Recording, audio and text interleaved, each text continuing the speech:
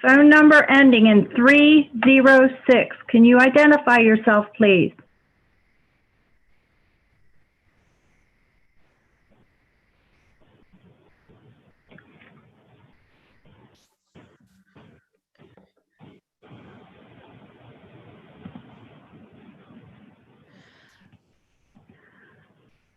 Okay, everybody, just so you know, this is Jill Baker. I'm the Director of the Department of Planning and Zoning.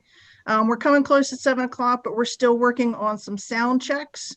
So please bear with us. We're going to go down the list here and try to make sure we've got everybody checked in here as we go along. So your patience is much appreciated. Thank you very much.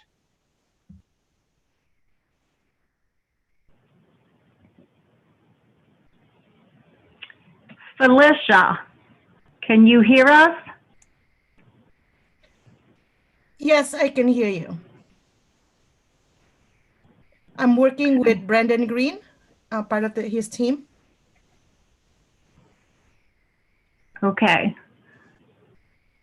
I'm going to promote you then to a panelist. Thank you, and be sure to mute yourself, please.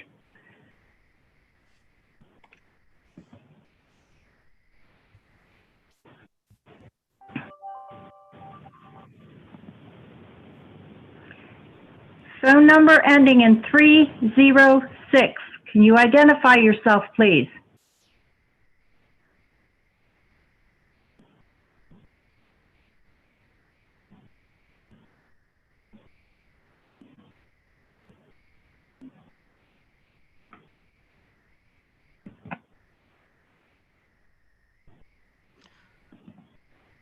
That's okay, Deb. Just move on to the next one. Okay, I have a Tony I'm sorry, I can't pronounce your last name. It starts with an F. Can you hear us? He needs to be Hello? unmuted first. Oh, yeah. Hi, Yes, can you hear is me? this Tony? Yes, I Yes, can. it is. Can you I'm hear sorry. us? This is Tony Botorero. I am with Sheets Convenience Stores and Gas Stations. I am the 306 number that you've been trying to get a hold of. I just couldn't figure out how to mute myself. My apologies. Okay, thank you. Thank you. I will be moving you to a panelist position, and you will have the ability to mute and unmute yourself. We ask that you please mute your microphone when you are not speaking. Okay, very good. Thank you. Thank you. Good evening, Mr. Semler. Can you do an audio check, please, by unmuting yourself? Yes, I can. Thank you. Okay, I'll be moving you to the panelist section then. Thank you.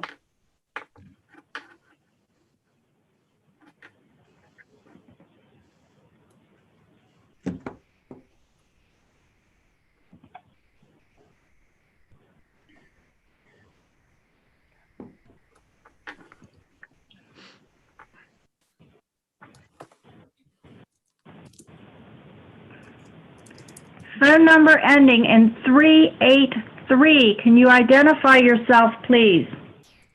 0383 is Jeff Klein. Good evening, Commissioner. How are you? Hey, fine. Good evening, everyone. Are you here to participate or just listen? I'm here just to listen. Thank you very much. Okay, thank you. Have a good evening, Commissioner.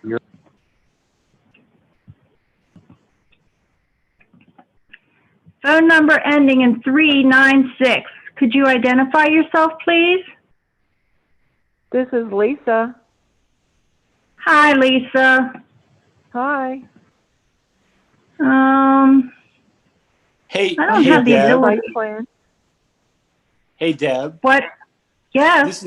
This is BJ. Clint just sent an email that said he had the wrong access information. Can somebody forward that to him? I'll take care of that. Okay. Yeah, I tried to Thank forward it, you. but I couldn't. Okay, we will take care of that. Thank you. Okay, Lisa, what was your question? I'm sorry. I'm here for the site plan, as you know. Right. Yeah. I'm assuming that's after the rezoning? Yes. Okay. All right. Thank you. Uh-huh.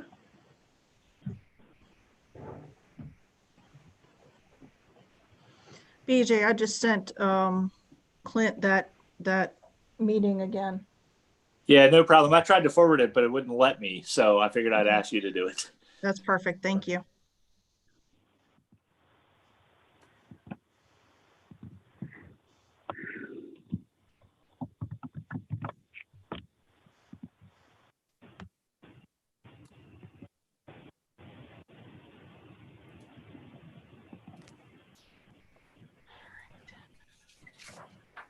Okay. Megan, are you here with us? Yes, ma'am. All right. Can you get Wyatt promoted, Mike Nalepa promoted to panelist? Also, B. Franks needs to be promoted. I can't promote anyone. Okay. And I thought I saw Ashley in there. Did he already get promoted? Yes, ma'am. Okay. And Lisa Kelly. Okay.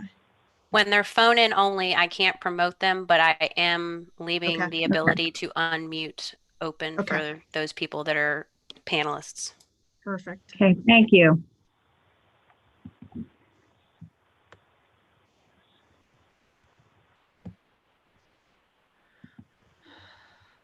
All right.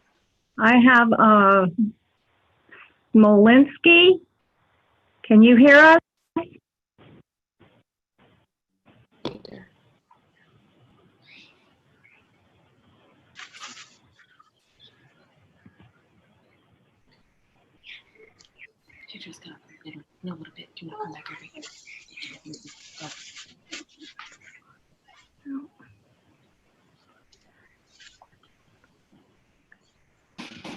I don't think she's unmuted, Deb. Did you ask her to? We currently have Jake Bolin unmuted and Jason and Amanda Emery. So if either of those two would like to verify their audio, we would appreciate it. Can you hear us? This is Jason and Amanda Emery. I can hear you just fine. Thank you very much. Yeah, and this is Jake. This is Jake Bolin. Thank you as well. Yep. All right. Looks I like have Theresa on the phone. Can you identify yourself? Can you hear us?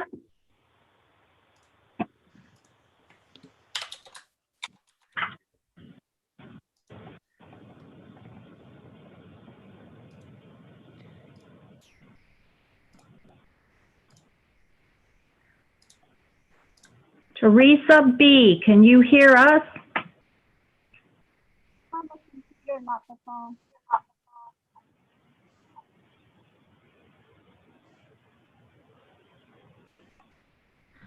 I got a little something there, but we can't hear you. No, we can't hear.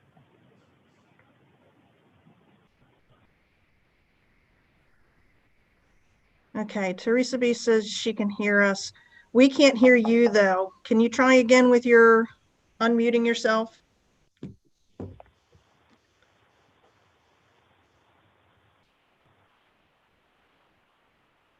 Can you hear us now?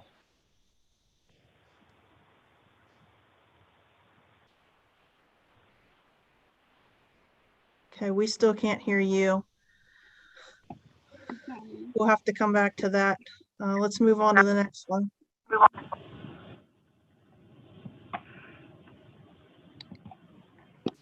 Can you hear me?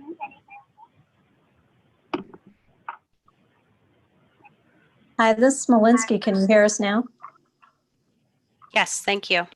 Thank you.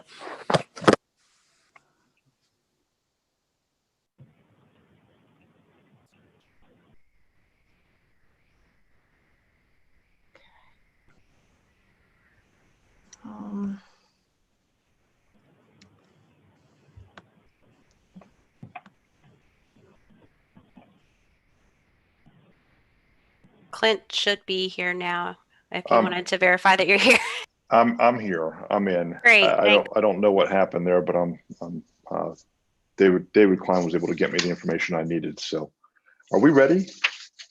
Just about. We still just have a few more sound checks. If you can just bear with us just a couple more Yeah, no, minutes. that's fair enough. Go ahead, Jill. Sorry, there's just a lot of attendees tonight. Yeah, and I don't have a list of who's signed up to speak either, so, Let me forward that to you. all right, great. Mr. Spires, can you hear us? Yes, ma'am. Okay, thank you.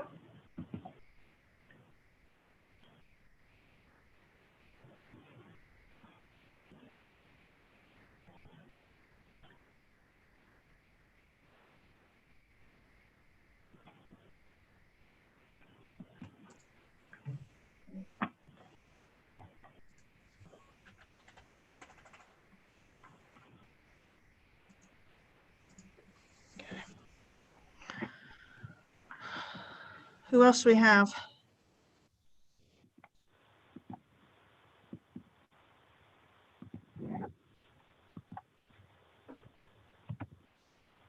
June Pearson, can you verify your audio, please?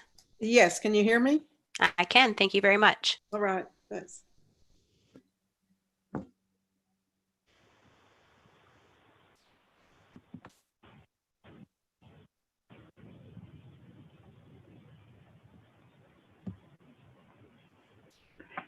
Tom Connolly, can you hear us?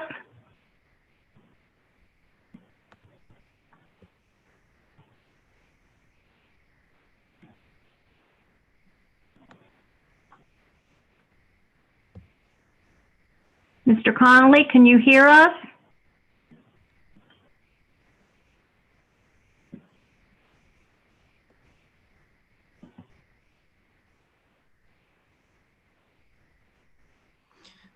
Mr. Connolly, you may need to unmute yourself or use a *6.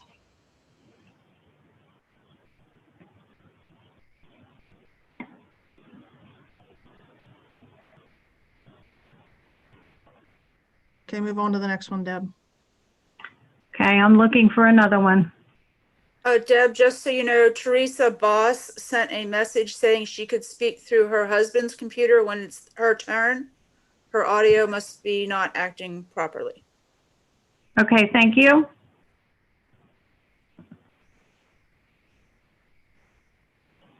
All right.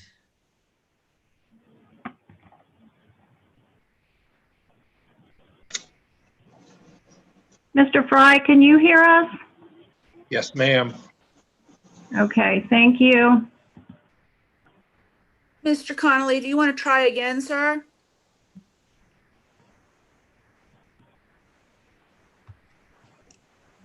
Okay, I think they're working through some audio issues. We'll just check back. All right. Tom Sayers, I see a Tom Sayers. Can you unmute and let us know how you're doing? Can you hear me? Perfect. We've got you, Mr. Sayers. Thank you. Okay, thank I have a Lauren W.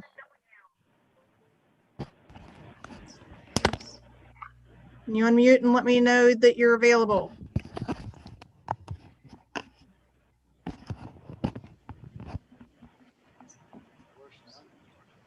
Lauren W., we can't hear you. Maybe *6 or a separate mute button.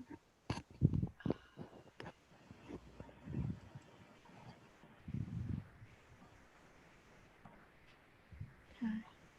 We still can't hear you there. Try again. Oh. Mr. Connolly, I heard you briefly. I'm back.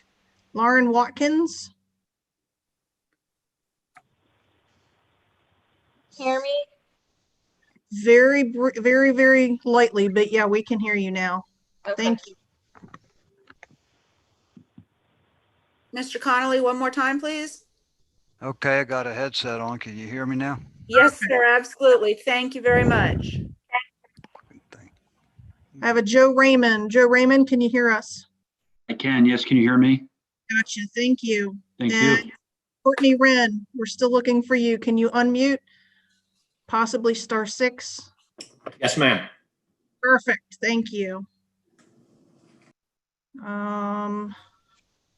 Mike Lewis, I know you're there somewhere. Haha. Yeah, I see you there. Just raise your hand if you can hear me.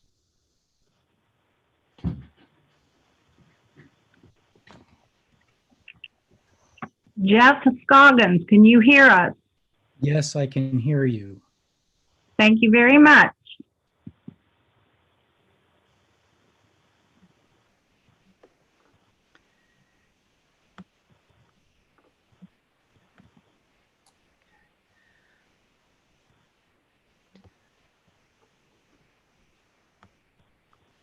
All right, so the only one I don't see is Mike Lewis, Harold Mayo, but I know he's probably just going to listen anyway. So I think we are ready to go. Finally. Megan, Deb, Jennifer, give me a go. I'm good to I'm go. We're good. recording. We're good. Okay, Clint, it's all yours. Thank you for your patience. No problem, Jill. When you get an opportunity, if you could shoot that list over to me, I appreciate it. I just sent it to you. Is there, I'll see if I'll try a couple different emails. All right. Yeah, I don't know why I may have missed previous ones. All right. Good evening, ladies and gentlemen. This is a regularly scheduled Planning Commission public rezoning information meeting. I'm Chairman Clint Wiley. Present at this evening's meeting are Planning Commission members Dennis Reeder, Jeff Semler, David Klein, Jeremiah Weddle, BJ Getz, and Randy Wagner. Commissioner Wagner is our ex officio member. The purpose of this meeting is to consider rezoning applications submitted to the Washington County Department of Planning and Zoning. This meeting will be conducted as follows. Staff will present a summary of the application. The applicant will have 15 minutes for his or her presentation. Planning Commission members will have the opportunity to ask questions of staff and or the applicant. Citizens will be given the opportunity for comment. Individuals will be given 3 minutes to speak, or one representative of a group or organization will be given 5 minutes to speak. The Planning Commission will review all facts and information received during this meeting and make its recommendation at a later date to the Board of County Commissioners. The Board of County Commissioners will then hold a rezoning public hearing. The date of the County Commissioners' public hearing is not known at this time, but it will be advertised in the local newspaper's legal ads and posted on the county's website 14 days before the hearing, and again 7 days before the hearing. At the end of the County Commissioners' public hearing, the comment period will close.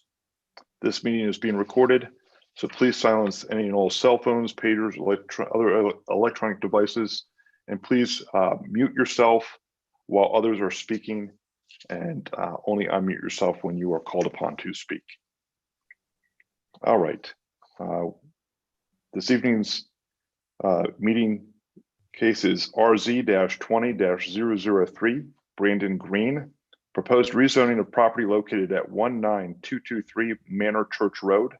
Current zoning is environmental conservation, and the proposed zoning is rural business. The planner is Jill Baker, and Jill will proceed with our staff presentation. Good evening, Jill. Good evening, Clint. Thank you for turning that over. This evening, we are hearing the rezoning case for request to apply a rural business floating zone on 65.37 acres of land located at 19223 Manor Church Road. Purpose of the district is to expand the number of guest rooms from 5 to a total of 20. 5 rooms are currently operating as a B&B. This expansion would be defined in the zoning ordinance as a hotel, which is only permitted as it exists in the rural business district. Per the application, the property owner,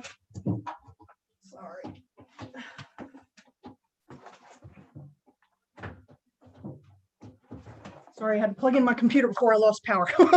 The application of the property owner proposes to keep those 5 rooms in the existing main house. And then they expect to renovate the second house that lies on the property to include 8 estate rooms. They also are proposing to build 7 new cottage-style guest services that would be measuring 600 to 700 square feet, and they would be spread across that property. They've already received a special exception permit to operate a banquet facility and event center on the site. They would be moving it out of the existing barn and be building a new proposed structure. They're not proposing to expand that use, but to relocate it to a newer facility. In reviewing the application for an RB floating zone, the Planning Commission is to deliberate and form a recommendation based on 6 criteria. 1, that the proposed district will accomplish the purpose of the rural business district.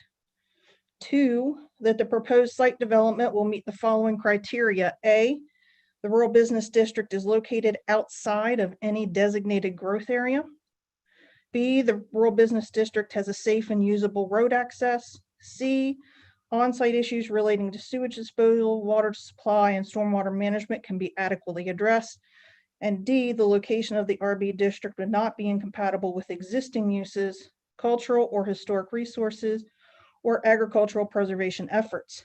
Criteria 3, the road providing access to the site is appropriate for the proposed use. Criteria 4, adequate site distance along roads can be provided at the point of access. Criteria 5, the proposed landscape areas can provide adequate buffering of RB uses from existing land uses in the vicinity. And finally, number 6 criteria, the proposed land use is not of a scale, intensity, or character that would be incompatible with adjacent land uses. For the purpose of brevity, I'm going to say that all of these criteria were analyzed as part of the staff report that was presented to the Planning Commission members in their agenda packet. I won't go through that whole thing. I think you guys have had your chance to read through it, and we have a lot of people that want to speak above and beyond me tonight. So as of 5 p.m. today, staff has received 47 letters and or emails, 2 of which were in favor of this request, 45 of which were against. We also received 2 petitions, one in favor of and one against regarding this case. All of this correspondence has been forwarded to the Planning Commission members. I tried to break it up and send you pieces as I got them. The final pieces should have come in today, and that's how like I said, as of 5 p.m. today, we've received. In addition, we've received about 43 requests tonight to speak at this meeting. We understand that some, upon further review, may not wish to speak, but we'll just go through the list as it's been submitted. If those people who are called do not wish to speak, just simply say, thank you for the opportunity, you don't wish to speak, and we'll move on. To conclude my presentation, I'd just like to let citizens know that this will not be your only opportunity to comment on this rezoning case. I know there were some concerns about the mail delivery and notices and the holidays and so forth. But please know that after this meeting, the Planning Commission will make a recommendation to the Board of County Commissioners. The Board of County Commissioners will then hold another public hearing at a time that's to be determined. It will probably be a little later in the year, another month or 2. So you can put in additional comment at that time. As was the case for this meeting, the date and time of that hearing will be published in the local newspapers. Letters will be sent out to adjoining property owners, and a sign will again be posted on the site. So that's just to let citizens know this isn't your only opportunity, and that this case will not be decided just tonight. That's all I have. Mr. Wiley, I'd be happy to answer any questions, or if you'd just like to go ahead and go to the applicant, happy with that too. I think we'll go ahead and move forward with the applicant's presentation. Brandon Green or a representative for Mr. Green, if you're ready, you have the floor. You have 15 minutes. Thanks, Clint. This is Zachary Kiefer, 19405 Emerald Square, Suite 2100, Office 202 in Hagerstown, attorney for Brandon Green. Basically, just a quick summary of who I've got here with me tonight. In addition to Brandon, we do have members of our team from the technical side, including engineers, architects, and everything. So if any of the Planning Commission members have specific or technical questions, bear with us as we kind of figure out and get the proper person unmuted and everything. But we've got a couple, like I said, a couple of the engineers and architects here tonight with us as well. As the commission members know, and sort of for a bit of a an overview for some of the neighbors here. They all know that the property is zoned environmental conservation. We're here tonight for a request to have the rural business overlay, which is a floating district, placed on the property. The distinction between this and a normal map amendment is that with this RB overlay application, we have to provide a specific preliminary site plan showing the proposed use. This isn't a free range commercial use. The zoning ordinance sets out a process that's pretty clear. If we were ever to change the use, or as some of the opponents have suggested, kind of open this property up for commercial development, that's just not the case. We'd have to change the use and sort of run this gauntlet again. So really, what you're seeing here tonight is what Brandon envisions for the property. And as Jill stated, right now the Stony Creek Farm is being run as a bed and breakfast and event center with 5 rooms. The plan is to expand the accommodations to 20 rooms. And in addition, with that expansion, you'll see that there's a proposed barn that's going to be built on, or that would hope to be built on the property as well. That's so all these events and weddings that are going on right now under tents or outdoors can be moved inside. And hopefully that cuts down on the noise and everything, sort of the impact on the other properties that we're certainly not disputing. I mean, there's noise with any event, but we're hoping that this plan can improve some of these concerns that the neighbors have. Current event capacity is generally capped at 150. That's expected to stay the same or actually decrease. And just a quick note on the parking, we can get into this a little bit throughout the presentation, but parking is based on the zoning ordinance, and that's the number of spaces required are set or established by the square footage of the use or the use itself. So, we're certainly not intending 123 cars to show up at one time, but the zoning ordinance says we need X amount of parking. So that's what we're going to show on the preliminary site plan. Going through, obviously, we see this use as benefiting and comporting with the definition and the purpose of the rural business district. Obviously, establishing locations for businesses and facilities not otherwise permitted in the rural areas of the county. And we're providing an opportunity for recreation and tourism as well.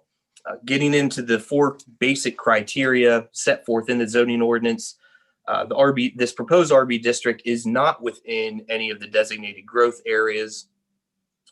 The safe and usable road access, I think there may need to be some more discussion back and forth with staff, and certainly if this appeal is granted during the final site plan approval process. But the special events have been going on there since 2007. So we would submit that there is a safe and usable road is being used since 2007. And to my knowledge, there haven't been any incidents or accidents, anything to report coming from or going to Stony Creek Farm.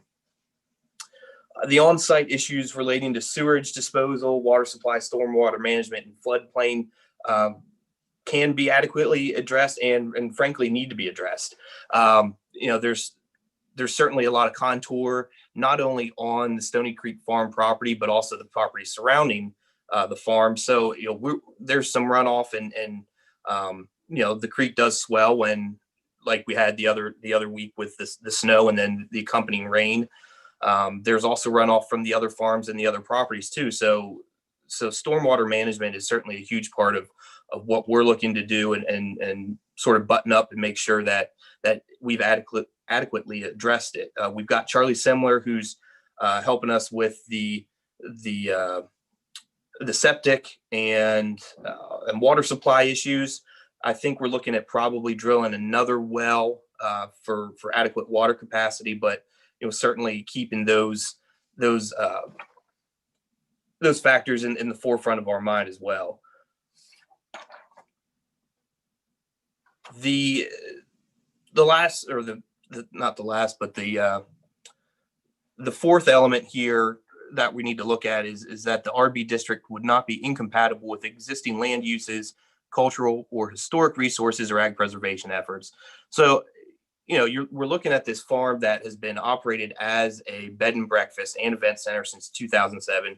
We're here because the expansion and the growth of Brandon's business and the inn put us in a different definitional category. So to expand and grow the business, we've got to apply for the RB district, with essentially adding a few more trips per day, but none that certainly would, sort of trigger that traffic study threshold.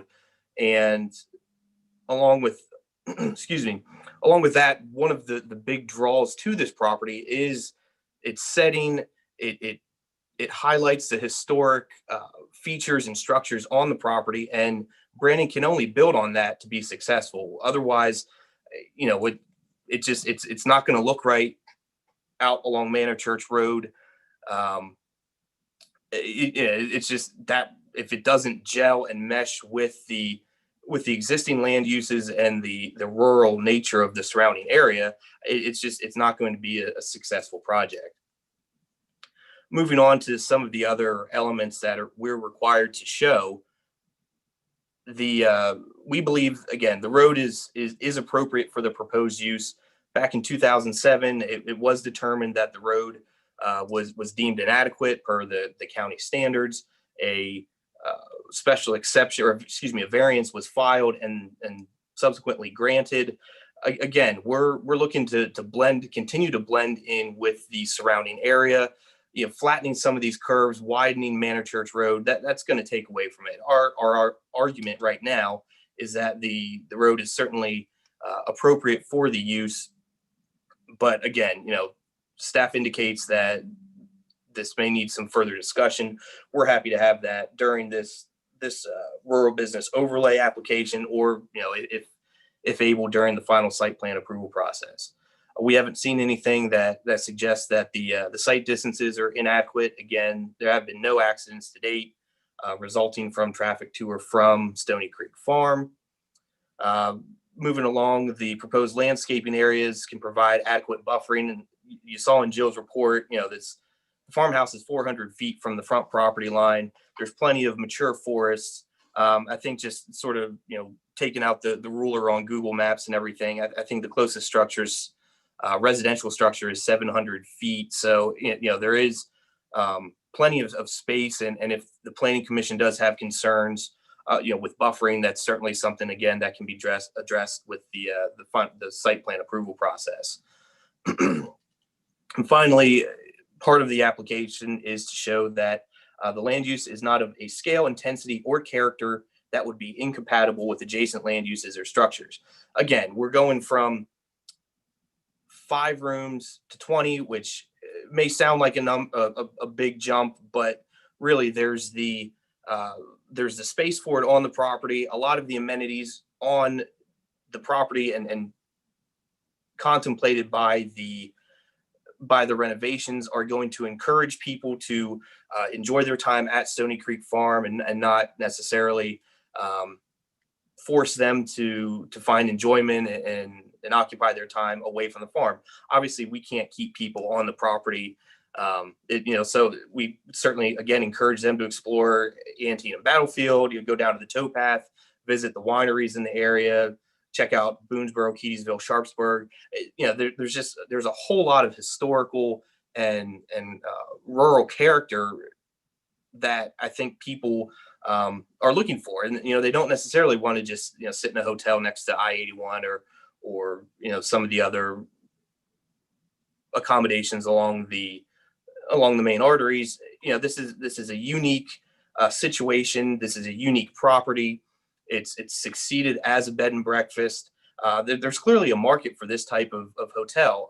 You'll find in your application materials, Selena Wilkes from Elmwood Farm, she spoke to that and in support of Brandon's application. So I think we've got here this situation where Brandon's ready, willing, and able to put in the money to expand the bed and breakfast into the hotel, move the events inside, which should help with noise, light pollution, etc.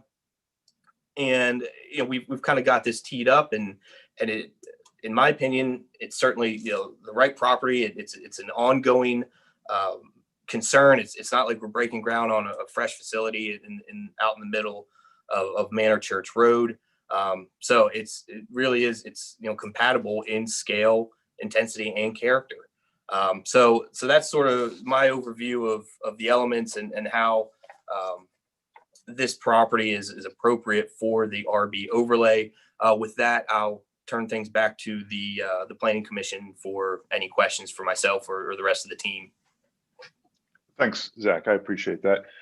Members of the Planning Commission, do you have any questions for the applicant at this time? Hey, Clint. Yes. So I did have a question for the applicant.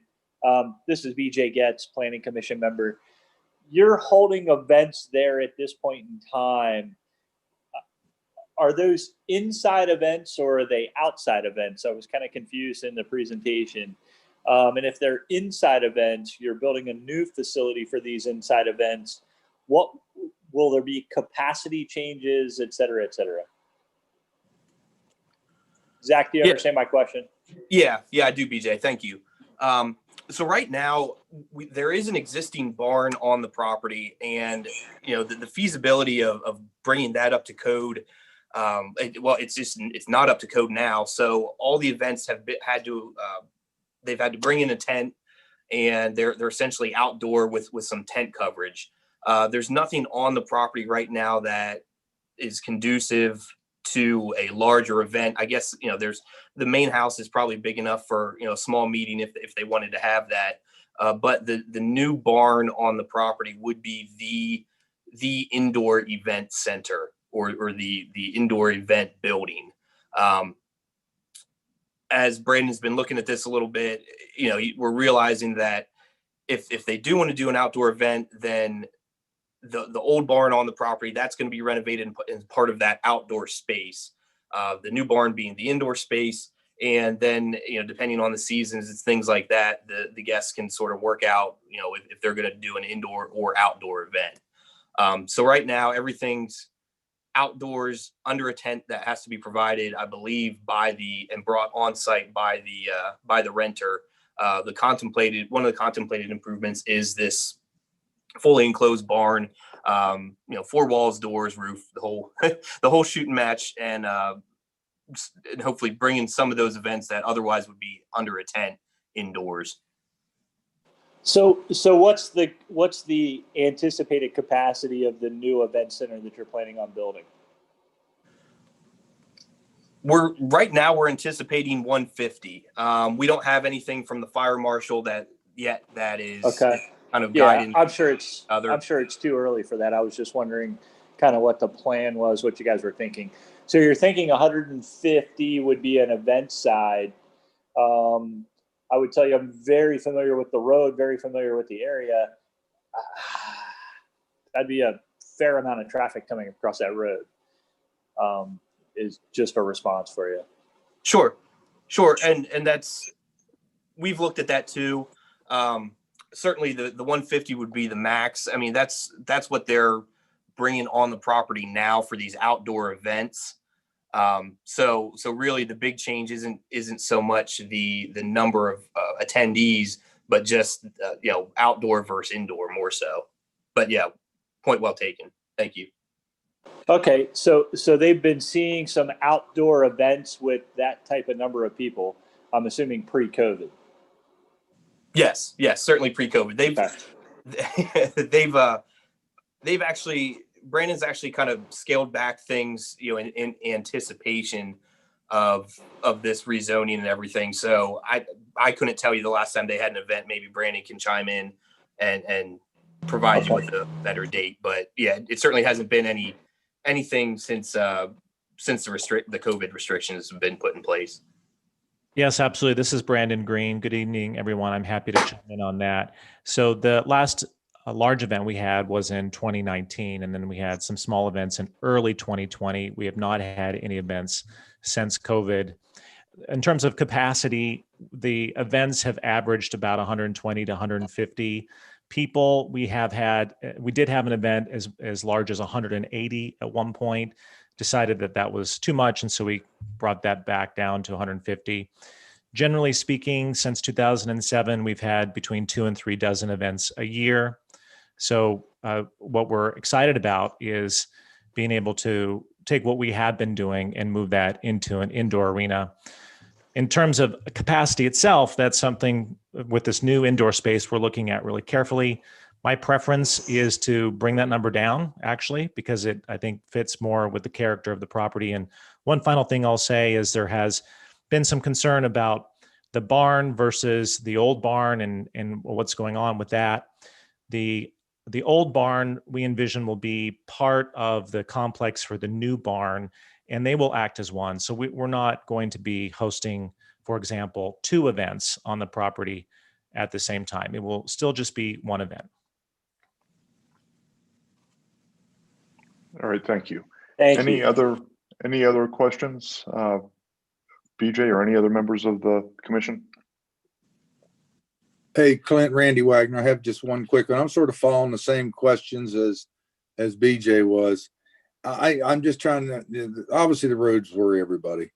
I'm just trying to get it through my head that we're adding rooms, building another indoor arena, and you're saying there's no possibility, and at least what you're saying is there's no possibility of end up being 150, 180 inside and spilling out to 200 outside, with increases traffic dramatically. I guess that's what is rolling around in my mind.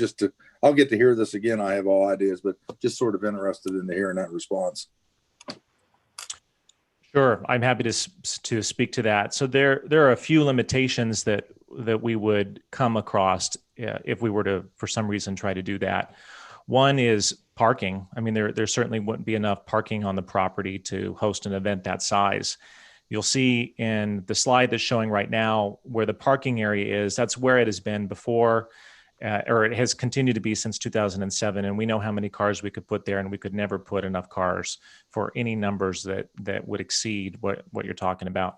Second is we know that when working with the health department, we'll have septic limitations that we'll have to abide by very, very carefully, and we're very attuned to that.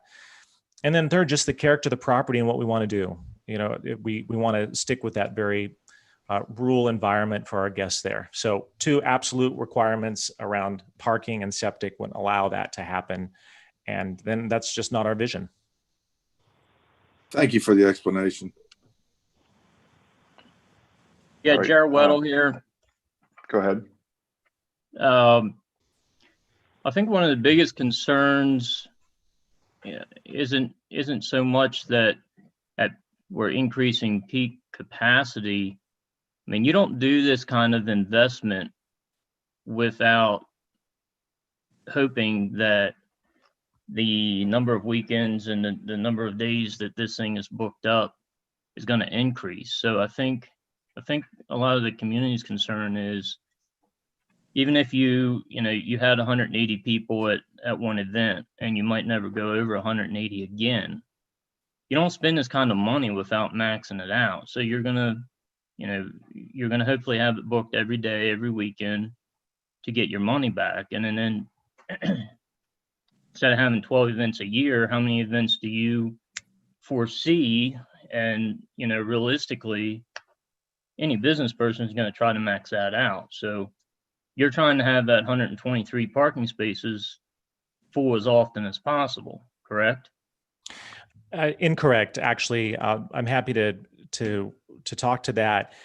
2 important facts that are part of our thinking here. One is the increase in overnight room capacity really is conveying that we're an inn first, not an event center first with an inn second. It's really important to us that we be able to sustain the property with the overnight room capacity from the inn itself. And second, we have been doing between 2 to 3 dozen events a year. In the models we've been running economically to make this work, we're not actually modeling an increase in events. It's certainly possible that we could have an increase of events, though I think if we were to talk to other folks in the county who have similar facilities, no one's booking these out every day of the week. That just isn't isn't feasible. I would anticipate that we'll continue event business on the weekends, and then we'll have the in business during the week. Though, in first, event center second is really an important part of the concept. I want to make sure it gets through. Jared Weddle, I just want to point out that if we approve this, the possibility of that event center being rented out, not saying every day, but it's opening the door for Manor Church Road to have 123 cars coming and going as many days as possible. Thanks.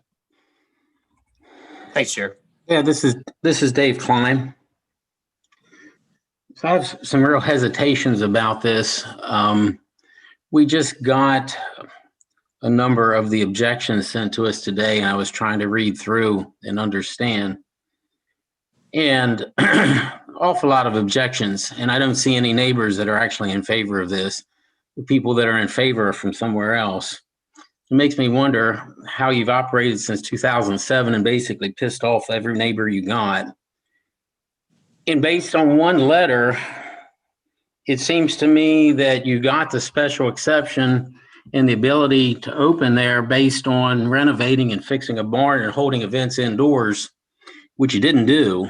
And you've been holding events outside under tents, creating noise, bothering the neighbors. Now, I'm taking this from letters and complaints, so that's why I'm putting it out there. It's public information. So it makes me wonder, you're telling me about your vision and what you intend to do. Well, apparently you did that one time and then you didn't do your vision. So how do I know that you're going to do what you're saying you're going to do here, and you don't get 125 cars with 10 people per car packed into it for raucous outdoor events? How do we know that? So I've got a few responses to that. First, why did we not build the barn back when we first mentioned that we would? The primary reason was by the time we got through the process of getting the approval, 2008 hit. And we looked at the financial requirement for restoring and building the barn and just decided it wasn't feasible anymore in the economic environment that we were in. Would have loved to have done it at that time, but it just didn't make any more sense as soon as 2008 really fell upon us. And the second I would say is we, over time, learned that it's important to build a larger overnight room capacity so that the business itself can be sustained more from the overnight guests and not rely as much and as heavily on events. And that's something that's really important in this vision. And then third, I'd say a lot of what people were referring to in some of those letters, it was 15 some odd years ago. And I like to think that we've learned a lot since then. I'm certainly a much more mature person and businessman, and have a much better sense of what's really required to bring this property to the vision that you see.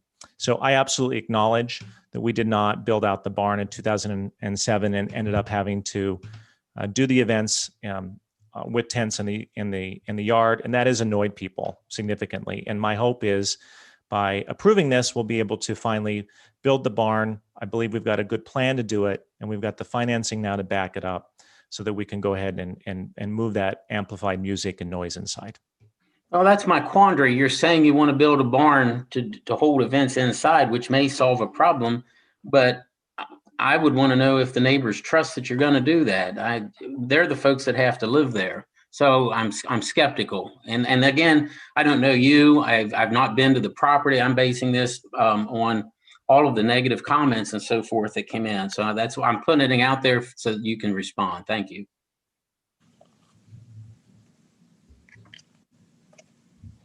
Yep. So I in addition to what I just mentioned there, I think it's important to look at the track record we have had of the business there. And if any neighbors are concerned about my current track record, I'd say Google me, do some research. I absolutely am a man of my word, have been from the very beginning. And while I acknowledge that the business plan we presented in 2008 didn't materialize, I believe that this is an entirely different situation. and we're excited and ready to move forward with this vision. I realize that not everybody is going to be a big fan of Stony Creek Farm, and my hope is over time that people will love Stony Creek Farm as much as we do. And I look forward to continuing to have conversations with the neighbors. All right, thank you. Are there any further questions from members of the board before we get to the public input portion of the meeting? All right, we're going to go ahead and move forward with citizen input. We do have a list of a fairly lengthy list of citizens who have signed up to speak in this portion of the meeting. We do limit this to 3 minutes. At this point, the number of people who have signed up, we were looking at easily 2.5 hours, even at a 3-minute limit. So I ask one favor: if someone has already said or stated what you really want to also say, just say that you agree with so and so, and we will understand it. The repetition doesn't necessarily do any more to bolster that your argument than simply stating that. We would understand based on the strength of numbers alone your position.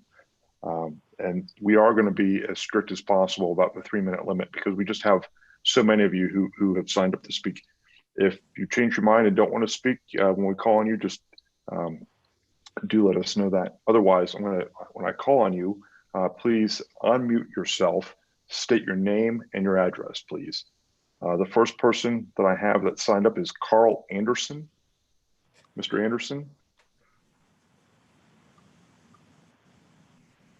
Please unmute and state your name and address for the record, please. Hello, good evening. Thank you for giving me the opportunity to spep here. Appreciate it. Mr. Anderson. Mr. Anderson, yep. Can you state your name and address for the record, please? Sure. My name's Carl Anderson.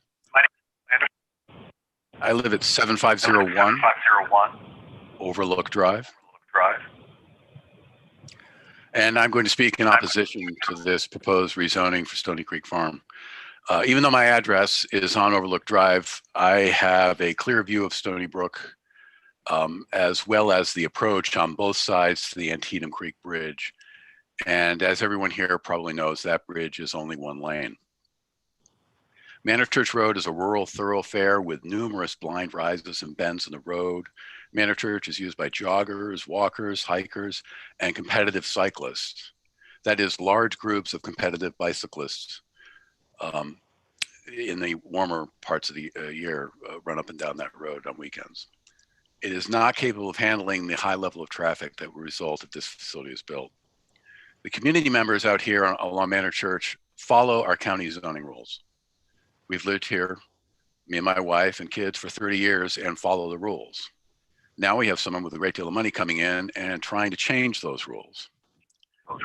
And I'll only like to add that the lack of public water service and sewers for commercial kitchen and hotel laundry, along with the absence of suitable roads, makes this project totally impractical in this bucolic corner of Washington County. Thanks for your time. Thank you, Mr. Anderson. Are there any questions for Mr. Anderson from members of the commission? Hearing none, the next on our list is Alice Bachmann.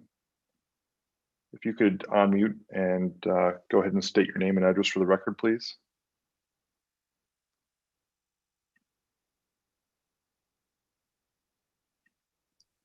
There you go. Can you hear me? I can, yes. Okay. First, I'd like to add that my husband signed up to speak this evening too, and he received his reply back from Megan Jenkins, but his name was never called. I'm going down in alphabetical order, and he's next. Okay. If you could state your name and address for the record, please. My name is Penelope Bachmann. No, I'm looking for Alice Bachmann. But I will donate my time to my wife. Okay. Because 3 minutes is absolutely inadequate for anything that resembles a defense. Okay, fair enough. All right, got it.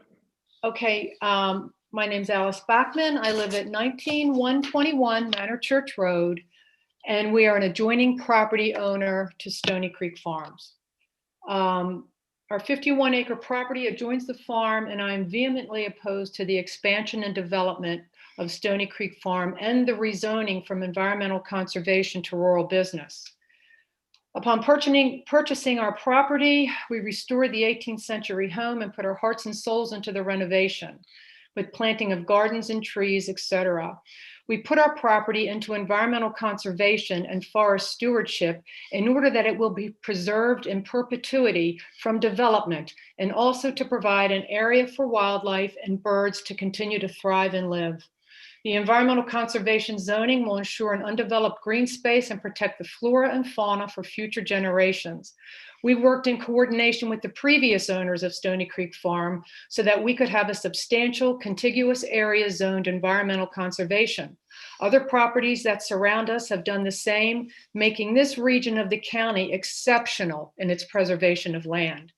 But now Brandon Green, who doesn't even live in Washington County, is going to destroy everything we have worked our entire lives for in order to satisfy his financial gain, knowing full well that the neighbors and residents in the area are absolutely opposed to this exploitation. It is not as if this proposed new development was already here and then we moved in. When Brandon Green bought the property, he was aware of the environmental conservation zoning status. We worked to put this land into the environmental conservation to protect it from this very thing that is now happening. The traffic studies that were used for this application were based on outdated data from 2016. They did not use the current study that was taken in January of 2020. The study was based on a 20-room hotel, not the reception events that can be upwards of 125 vehicles or more. Perhaps if this venture was on Sharpsburg Pike or Route 34, it might be feasible, but the roads, Manor Church, Wheeler, Mill Point, which are the roads the customers and delivery trucks and perhaps construction vehicles will be using. They are way too narrow, have numerous blind curves and multiple steep hills. I would like to point out that from the beginning, the owners of Stony Creek Farm have not been forthright with their intentions. In 2006, they applied for and were approved for a special exception to restore and hold receptions and meetings in an existing barn. This restoration never took place, and the barn was left to go into a dilapidated state of repair. Instead of putting the weddings in the barn as they were approved for, tents went up, paid for by the wedding party. Receptions with loud, thumping, amplified music was something we had to endure for many years. There was nowhere we could go to escape it. It penetrated through our stone house, punched through closed windows. On beautiful Saturday afternoons while working in the garden, the first blast of the music would start and our hearts would stop. The stress and annoyance from this forced us to leave our house and drive around to escape the pounding music and the loud DJ. After experiencing the first wedding, we tried getting in touch with the owners of Stony Creek Farm, but our phone calls and letters were never returned. We pleaded with them to be able to sit down and talk. We wanted to ask them why they were not putting the events inside as they had been approved for. We promised in our letter to them and in voicemails that this was taking a terrible toll on our nerves and that we now live to fear the weekends. We couldn't have guests over. We never knew what we were going to expect. So on one occasion, after being pounded for hours by the amplified music, I called over there around 10:30 p.m. and I asked if they could please tell the DJ to turn down the volume. The person who picked up the phone said, "Oh, she wants me to turn down the volume. Sorry," click, and she hung up on me. When the neighbors heard that Brandon Green had the farm on the market, we were ecstatic. Then the letter came that he was starting a new venture. I purposely met with him in October of 2019, and the first thing he said to me was, "I think you are going to like what I'm going to show you." He said that he was going to put all the events from now on indoors. He showed me these 3 duplex cottages that he wanted to put up. He was going to take the residential home that one of the sisters currently lived in to be completely reconstructed to the 8-room estates. He also said that the events would now be in the barn. I told him my experiences over the years with the noise and how it made our lives miserable. The next day, I received an email from him. He said, "Oh, I can see how the business we launched in 2006 was distressing to you," unquote. But why couldn't he see it back then when we were pleading with them and the neighborhood was constantly being tormented? He did not answer our calls or letters. He also reiterated again that he was putting the events inside. Now we find out, after looking over his site plans, that there is not only a new indoor event space proposed to be built, but he is now reconverting the original barn, making it a barn no more, and turning it into an open air pavilion with a lawn next to it, larger than the original footprint of the barn, and situated right next to it, and labeled on the site plan in big bold letters, outdoor event space. This is in direct contrast to what he told me he wasn't going to do. In an email from him dated October 25th, 2019, he said, and this was the day after I met with him, "Oh, I'm glad you seem to share my optimism about the barn and moving the events inside. I would like to point out, though, that I expressed no optimism. I was glad to hear the events were going to be inside the barn, but no optimism that even one more car on this road was going to be had. Even one more car on this road is too much. If he exceeds in obtaining rural business, it lays the groundwork for continued growth with the threat of more construction and disturbance for years to come. Now, instead of just restoring the barn as he was originally approved for back in 2006, he is going to have 2 event centers. It is constantly changing. We have no idea what will be the final outcome of this expansion." And one other thing I'd like to say, the proposed major construction will be an assault to the natural environment that surrounds Stony Creek Farm. Our woods on Antietam Creek adjoin Stony Creek's woods. This is a delicate riparian habitat. Riparian forests support many species of wildlife and birds who use the area for nesting sites, since the food source here is so rich, giving birds plenty of foraging options. We have migrating wood thrushes and swallows that return every spring, as well as herons, kingfishers, owls, migrating waterfowl, and even a pair of nesting bald eagles that I see almost every day. But once the construction starts and the bulldozing starts with the nonstop raucous noise and commotion, I can assure you with all certainty that they will be gone. As I said, we have been here 30 years and have let our woods mature in order to attract this diverse wildlife.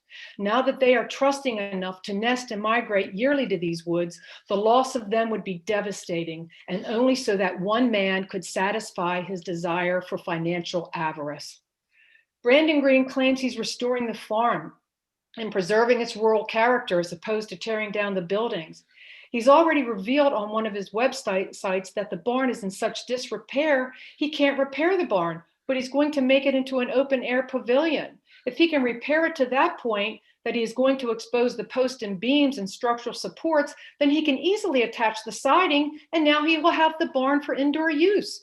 But it Right, thank you very much. You've had yeah, plenty of time. So, but wait, hang on. Can I have an ending sentence, though? Just my ending sentence, please. Yeah, go ahead. And also, I'm going to ask you this: if you have that in writing and can submit it, please email it to Jill or I've already done. I've emailed okay. it to her. Yeah. All right, fantastic. Then we'll also have it. Go ahead and say your closing. This is in conclusion. This shouldn't take more than a minute or two. After searching far and wide, my husband and I moved here for the rural peace, quality of life, and also because this area was removed from business and commercial activity. It was a quiet country road then. Now Brandon Green, who doesn't live here and will never be disturbed in his home by the turmoil he is inflicting on us, wants to deprive us of our rights to a peaceful enjoyment of our homes. This is an incredibly selfish act to inflict on so many innocent, hardworking people who only want to live in harmony with each other and be able to enjoy the beauty of this region. An enterprise that in their home and beauty of this region and their homes without the constant disturbance of a 24/7, 12-month out of the year commercial enterprise. An enterprise that will draw large volumes of vehicle, jeopardizing the safety of our roads. An enterprise that could once again generate intrusive loud noise during outside events. An enterprise that will draw significantly from our aquifer, cause and quite seriously affect the surrounding wells, and an enterprise that will most certainly cause undue stress and anxiety, not only after it becomes fully operational, but also during the construction process, generating noise and disrupting the peace of homes both far and near. An enterprise that will most certainly cause the wildlife and birds who live here to flee their nesting grounds should construction start. Once gone, it is very difficult to bring them back. I ask all of you on the Planning Commission to vote with your conscience and ask yourself, would you want this venture and all its negative effects in your neighborhood, much less your backyard? We ask you to put the rights and welfare of the people who live here over the revenue and profits of those who don't. To be happy at home is the ultimate result of all ambition, the end to which every enterprise and labor tends. Samuel Johnson. And I've said my piece. All right, well, thank you very much. Members of the board, members of the commission, do you have any questions? All right, hearing none. The next person who signed up to speak was Penelope Baker. Ms. Baker, if you could unmute and state your name and address for the record, please. My name is Penelope Baker. My address is 18361 Manor Church Road, Boonesboro, Maryland, 21713. And we agree, my husband and I, Kenneth Baker, agree with everything that the previous speakers have said. We are in opposition to the expansion of this business, and we believe that the current property owner, Stony Creek Farms, should expand his business based upon his current zoning designation that he has. Thank you very much. All right, thank you, Ms. Baker. I see also Kenneth Baker has signed up to speak. Mr. Baker, if you'd still like to speak, if you could unmute and state your name and address for the record, please. Mr. Baker won't be speaking on his own behalf. Thank you. Okay, well, great, thank you. I appreciate your time and your input. Next this evening, we have Neil Beard. If you could unmute and state your name and address for the record, please. My name is Neil Beard, 19405 True Grace Lane, Boonesboro, Maryland. Thank you. I'm 59 years old. I've been born and raised in Washington County, Boonesboro, Maryland. So I have not bought into this area. I've lived here all my life. I am for this project. My property joins the Stony Creek property, 60% of the east side. I have owned this property since 1996 when Larry Crane had it, Lori Crane, and then the Smiths. I assisted them on tearing the greenhouses down, did some landscaping cleanups for them. So I'm very well of the ambiance of the area, the historical nature, that the landscaping, the waterways. I am excited that he's going to do a lot of things to improve the runoff, restore the areas, addressing traffic. If you house 20 people versus 6, you've got possibly 20 less cars leaving the site in the evening. And I think we all know that on a wedding, that no one leaves the wedding at the same time. Traffic on the road is not going to get worse. It is probably going to get better. I love the landscape view that it's on the screen right now. I don't see where he is tearing down any trees. I think he's adding landscaping. He's adding areas that people can enjoy. The whole time that the bed and breakfast has been established, not one person has ever disrespected me, my family, my property. One of his trails, as you see going into the woods, is 100 foot from my house. And not one person has ever done anything to disrespect me. The noise, I'm all for getting it inside. We all know about wedding music, the Macarena and all that good stuff. I get more distraction from the church camp that is behind me or beside me with the Spanish music and the loudspeakers than I do any event that Stony Creek has at this point. I would like the commission to consider it. Obviously, I am not on Manor Church Road, but by visiting the site personally and being walked around and shown the actual improvements that are designed to be made, I think that in the end, it will be a positive thing for the neighborhood to get the quiet and less traffic at one point. Again, I think that everyone needs to understand that not everyone leaves an event at the same time, and not everyone comes to an event at the same time. So the traffic is not going to change no matter if he improves it or they leave it the same. Of course, I didn't write mine down. Mine's from the heart. So if anybody has any questions, I'm through. All right, well, thank you, Mr. Beard. Any questions from members of the commission for Mr. Beard? All right, hearing none. The next person who signed up is Theresa Boss. If you could unmute and state your name and address for the record, please. Unmuted? Yeah, you're muted. Would you like to be speaking now? I like a drink. Mr. Beard, if you could mute your. My name is Theresa Boss, and I live at 18408 Manor Church Road. And I am in opposition. I strongly agree with Alice of all the things that she said, and also Carl Anderson and the Bakers. I do not agree with Mr. Beard. The traffic, we get people driving on our lawn, and we live on a pretty straight area. So I don't understand how having more cars is going to be safe. I don't understand that the road is not a safe road, and so to add more cars onto the road is ridiculous. I also think that this is that Mr. Green knew that it was a conservation place when he bought it, and he's been doing a step by step to keep increasing it. And there's no, it doesn't seem like there's any policing or any how to keep him from stop growing. Once you give him a little, he takes like a foot or a yard, and I think we just need to stop that now. And that's all I have to say. All right, thank you.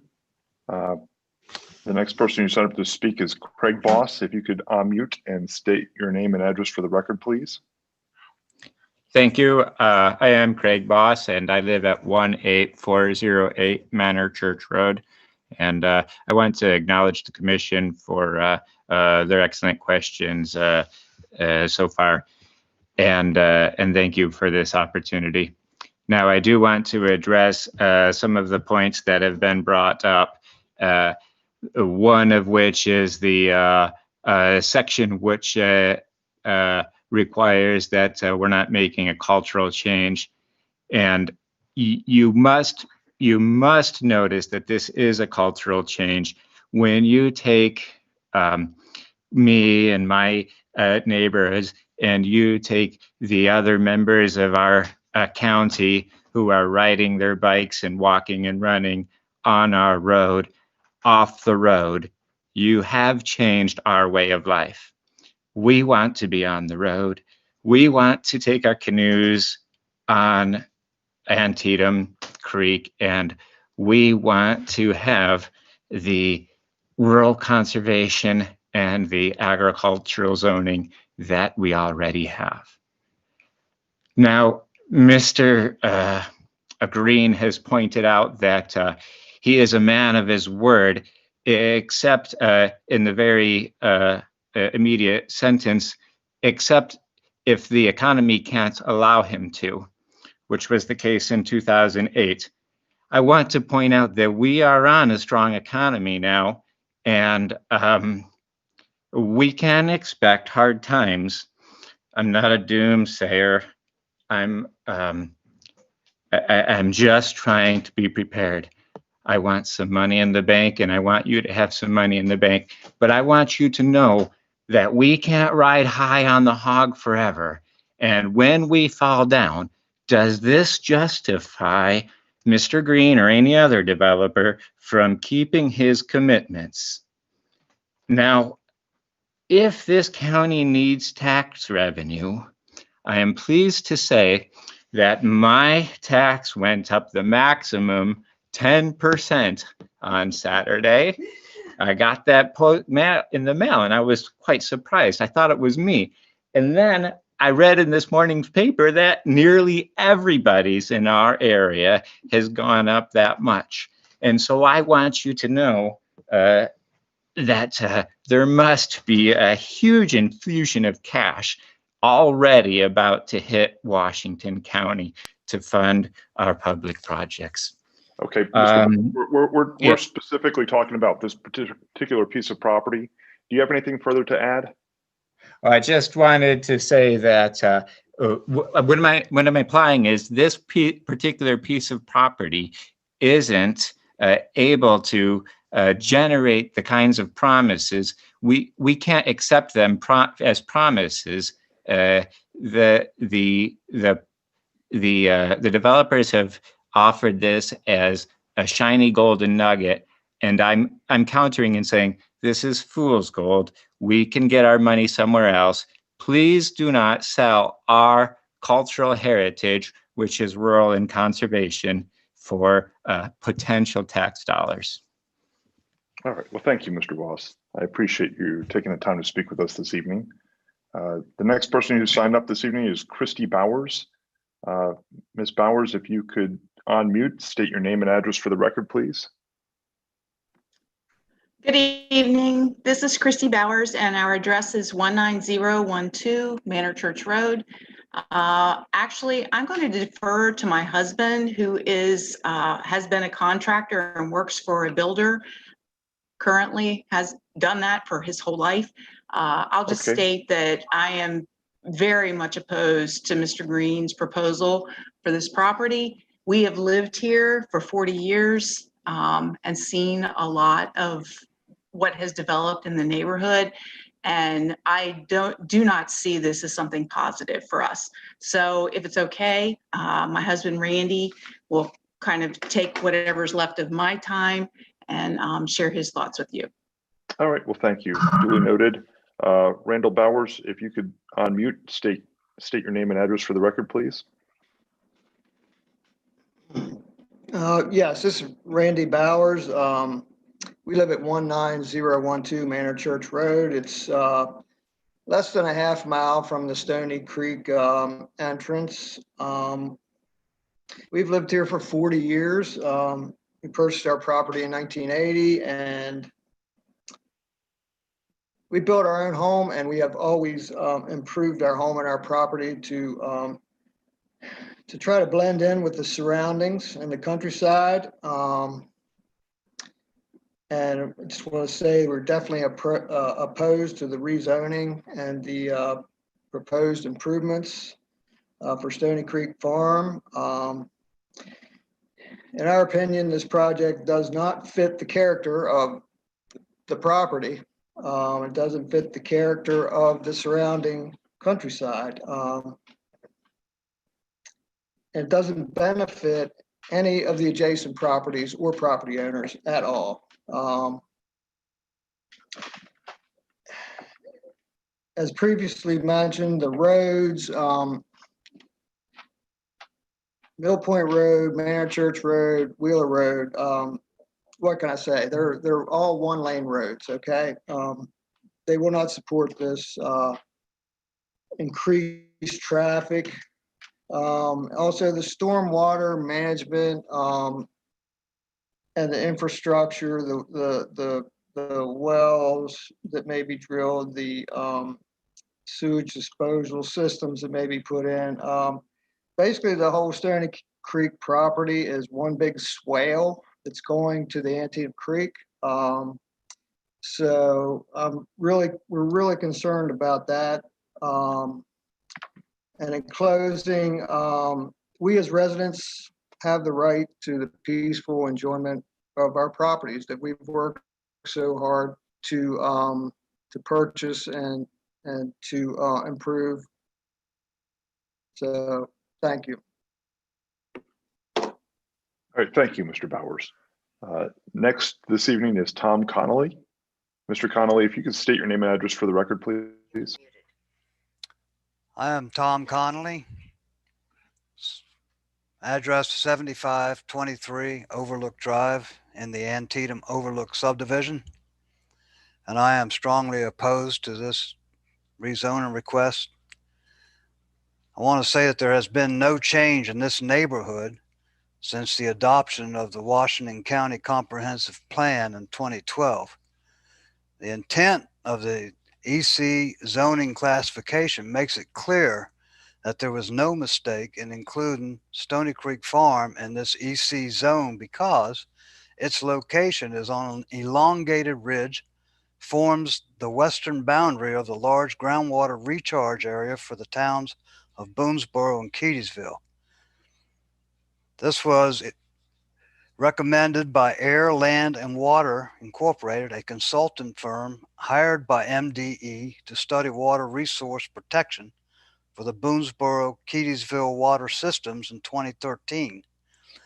And it recommended to severely limit development in karst underlain areas, especially in regard to large septic tank drain fields serving commercial enterprises and the drilling of non-domestic water wells, which in this case, since his wells will be serving more than 25 persons, be considered a transient community well. And these plans would have to be reviewed by the Washington County Health Department and the Maryland Department of Environment. The statement in the application that water supplies are adequate for the intended expansion is not backed up by any hydrogeologic data indicating no adverse effect on area water wells. The application shows an intense use of close to 5,000 gallons per day usage, about 10 times the average daily use for a normal household. We in the Antietam Overlook are located on the same rock formation underlying Stony Creek Farm, and we are upgradient. Even if our wells do not go dry or completely dry, there remains a water quality issue as groundwater travels through the rock at an extremely fast pace in this formation, causing sedimentation, turbidity, and or collapse of open borehole walls as the rapid water movement removes the fines, filling in the rock beds. There are no plans in the next 20 years or so for the county or the town of Boonesboro to extend public water and sewer service to this area. The application also does not address the geology of the site and related features of karst terrain, such as superficial depressions, sinkholes, caverns, springs, or disappearing streams, all of which abound on our property and most probably on Stony Creek Farm also. Depressions, sinkholes, and caverns all provide an open conduit for contamination to enter the water supply. The best intentions for managing stormwater runoff needs to be evaluated in a geotechnical investigation. The applicant makes no mention of a geotechnical or geophysical investigation to support his plans for expansions of Stony Creek Farm. We are also concerned that any method of rock removal by blasting or percussive methods may cause vibration damage and possible catastrophic collapse of rock cavities that may be underlying our buildings and wells. All right, thank you, Mr. I'd just like to see this application denied since it clearly does not meet any of the criteria for a rezoning amendment and shows an absolute disregard for the environment. Thank you. All right, thank you, Mr. Connolly. Next this evening, we have Jason Emery. If you could state your name or on mute, state your name and address, please. Jason Emery, 19401 True Grace Lane. At this time, we have nothing more to add. All right, thank you. I also have Amanda Emery. Amanda Emery, 19401 True Grace Lane, Boonesboro, Maryland. All of our points of discussion have already been spoken. Thank you. All right, well, thank you for your input. I appreciate your brevity. The next person that signed up this evening is Paul Frey. If you could unmute and state your name and address for the record, please. Good afternoon or good evening, Paul Frey, President, CEO of the Washington County Chamber of Commerce, 1 South Potomac Street, speaking in support of the project. A thriving private sector drives the success of any community. And without a thriving and prosperous private sector, there are few jobs, there are no purchase of homes, and there's limited tax base. But also a thriving community has to have excellent quality of life features. And I think this project suggests one such quality of life feature that would help Washington County. I did tour the site with Mr. Green last year. If you haven't done so, I'd recommend doing so. And after touring the site and listening to his plans, I think this would be a good project. I believe if he keeps his project within the proposed planning and zoning changes he's requesting, and he'll work to be a better neighbor, as he's outlined, I think this could be a good project. It sounds like, hearing some testimony here, that maybe in the past, Mr. Green has had some negative experience with his neighbors over the years. And I'm not minimizing those experiences, certainly. I live in Smithsburg, I'm surrounded by farms, and certainly I understand some of the neighbors' concerns. With that said, I'm hopeful that Mr. Green has indeed matured, as he said he has, and would be a better neighbor. He is making a substantial investment in our county and on a property of at least $12 million with significant infrastructure improvements on his property. All the while, I believe he's helping to drive commerce and quality of life options here in Washington County. Again, I'm in support of the project of Stony Creek Farm as being proposed, as long as Mr. Green complies with the proposed required zoning changes and honors his commitments to his neighbors. Thank you. All right, thank you, Mr. Frey. The next speaker we have on the list is Ted Howell. If you could unmute, state your name and address for the record, please.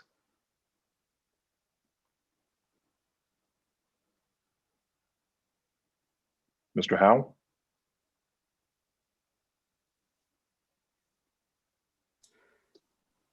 All right, the next speaker I have is Elizabeth Howell.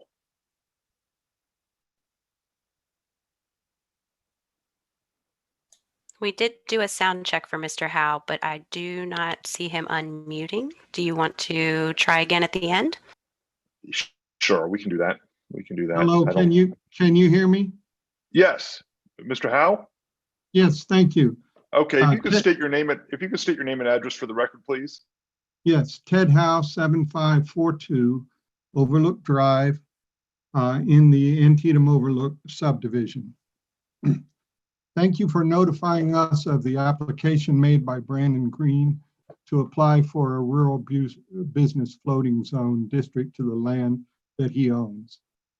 Mr. Green is applying for approval of a rural business zoning district in order to expand his current business. The fact that his plan includes a parking lot with 100 spaces indicates that the volume of clients he anticipates attracting to this venue and the support staff and institutional vendors necessary to provide services to them is much greater than would be the case simply for the additional 16 units. However, the estimate provided by the traffic specialist does not appear to include any calculation for these events and the guests who are anticipated to attend.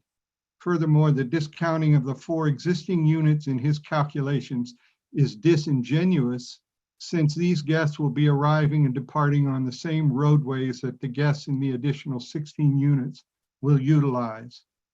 I am requesting that you require an official traffic survey to be performed. In the statements made by Mr. Green, which you quote in your assessment of his application, it appears that he consistently underplays the impact of the event center activities that he anticipates will occur on this property. However, the negative impact of these event guests is likely to be much greater upon our community than the activities of the guests who are staying in the 20 units.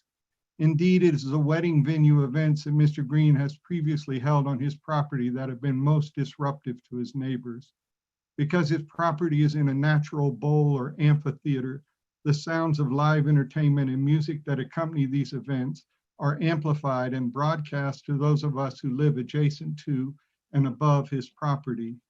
Just when we are looking forward to quiet evenings, we become unwilling participants in parties we did not elect to attend. Events of this nature naturally have a specific beginning and ending, hence traffic would be concentrated at these times. Furthermore, the lighting of the parking lot and roadways which will be required will be an unwelcome intrusion on the dark skies that we enjoy. Each year, the Antietam Overlook Homeowners Association provides upkeep of a pathway that follows the west bank of Antietam Creek and encircles our development. A portion of this trail lies on Manor Church Road from Stonewall Drive to Antietam Creek and passes the entrance to Stony Creek Farm. We enjoy walking on Manor Church Road as we take this circle hike. However, the portion of the road that approaches Stony Creek Farm from the east is very narrow because it is perched on a steep rocky hillside.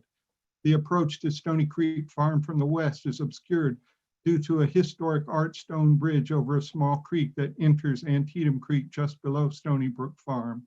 Improving sight distance to the entrance of Stony Creek Farm would likely require removal of this historic stone bridge, widening the road east of the entrance to Stony Creek Farm to allow for safe walking in the setting of increased traffic would be difficult and costly due to the narrowness of the geography of this region. Making these necessary changes would alter the historic nature and appearance of this portion of Manor Church Road. The residents of Antietam Overlook Development share the same aquifer as Stony Creek Farm. I'll not say more about this because Tom Connolly has done such a beautiful job, but I want to point out that you said in your own report that you requested an opinion from the Washington County Health Department and have not received one. And I'm sure you do not require a reminder, but we're in the midst of a COVID surge right now. And the Washington County Health Department is understandably preoccupied with that. And I humbly request that you do not consider this request from Mr. Green without getting an opinion from the Health Department. Your report and analysis lists 6 historic sites that are in the immediate vicinity of Stony Creek Farm. The historic site map for Washington County lists a total of 15 historic sites on Manor Church Road from its beginning at Sharpsburg Pike to its ending at Mill Point Road. On January 2, just 2 days ago, my wife Elizabeth and I had the pleasure of conversing with John Frey, Historian Emeritus of Washington County, and the individual for whom the John Frey Western Maryland Room at the Washington County Free Library is named. During our conversation, he observed that there are 2 communities in Washington County where historic sites are most densely located. These are Beaver Creek and Manor Church Road. He opined that developments such as the one proposed by Mr. Green are inconsistent with the goal of preserving these unique cultural and historic neighborhoods. Although you may differ with his assessment regarding Mr. Green's development proposal, I do believe the accuracy of Mr. Frey's assessment that the historic value of the Manor Church community is second only to the Beaver Creek community within Washington County, and should be cause for thoughtful and deliberate consideration of what may be gained by Mr. Green's proposal and what may be lost. Thank you for your consideration of these concerns and for the important role that you are performing in our community. Thank you very much. Thank you, sir. All right, next on our list this evening is Justin Keatle. Mr. Keatle, if you could unmute and state your name and address for the record, please. Yes, my name's Justin Keatle. I live at 7345 Wheeler Road, Boonesboro, Maryland. What Mr. Green is proposing is not really fitting in with our historical sites here on the farm. We have lived here all our lives. As far as we just put our land in preservation, and all the land around him is already preserved or getting preserved. It's almost 700 acres, according to my head. And Mr. Green said that there was no accidents on Manor Church Road. Well, that's crap, because my uncle hit a car right at the end of his lane with a tractor, and I hit a FedEx truck right at the end of his lane with a tractor. There's a blind curve right there. And right up from that, about 150 yards, you can't even pass two smart cars. And on around the turn, down the bridge is 13.6 wide, and our widest piece of equipment is 13.6. With that being said, I hope the engineers that may plan on building Mr. Green's facility here are better engineers than that bridge, because that bridge is not square. It's 13.6 on one end and 14 foot on the other end. Take that as a piece of advice. And the roads intersecting like Wheeler Road and Monroe Road and Mill Point Road. Well, Monroe Road is just a paved over cow path. It is one lane wide, not even big enough for a smart car. And you're going to have wedding people leaving the facility and going down that all the time. And as Mr. Boss said, his taxes went up, and we'll have enough revenue for trimming trees and road widening and all that stuff without this. Well, I mean, when we move big equipment back to road, we can't even get back to road because the county can't even do their job to trim the trees right without knocking mirrors off the combines or stacks off the combines. And as far as this project goes, it's just not feasible for our area with all the land that is in preserved or world heritage around it. That's all I got to say. All right, well, thank you, sir. I appreciate your time. Next on this evening's list, we have Marguerite Klein. If you could unmute and state your name and address for the record, please.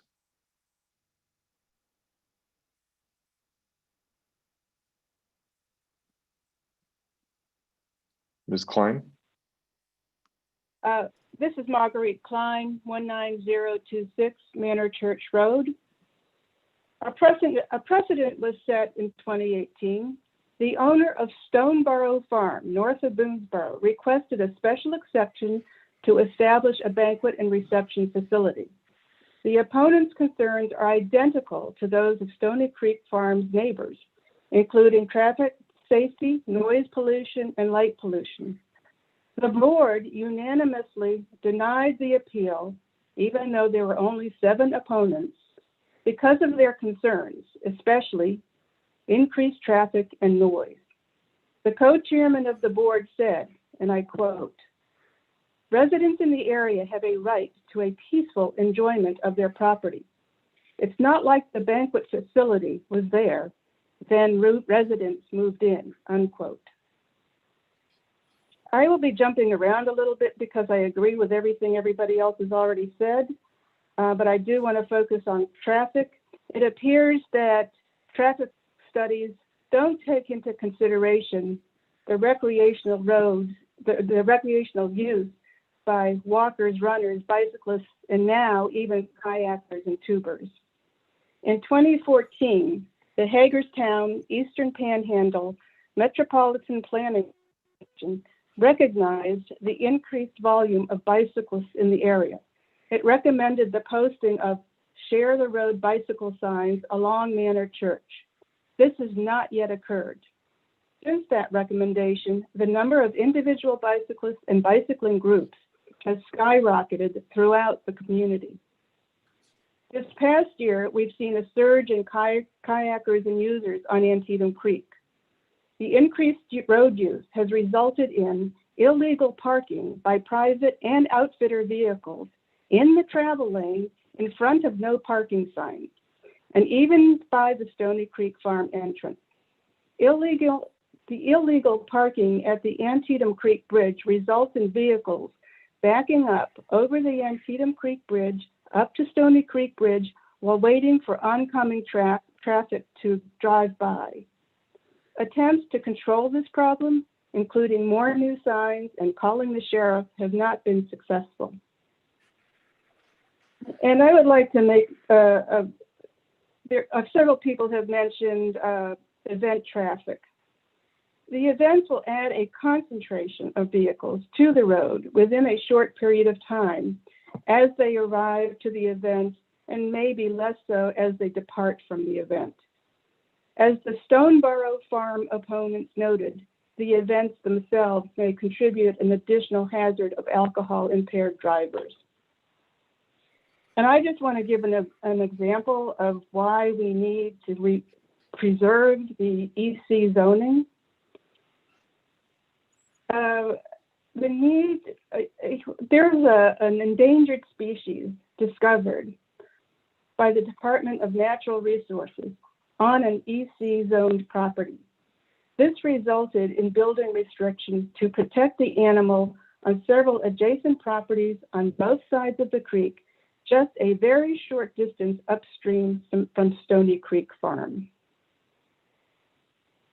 I do want to add to Justin's concerns. There is really only a negative impact without any benefit to this neighborhood by the expansion of Stony Creek Farm. Farmers especially will be hurt due to the increased traffic and new road hazards. They work the properties, in addition to their own property, they work properties up and down Mayor Church Road with vehicles that barely fit into the travel lane. All right, well, thank you for. Let me just conclude with two questions. One is that, what are the data to support the need for a luxury B&B event center in Washington County? I have seen no data to support that argument. And the second question, the Stony Creek property was on sale for a year, 2018 to 2019, without success. If the business was successful, why was the property put on the market?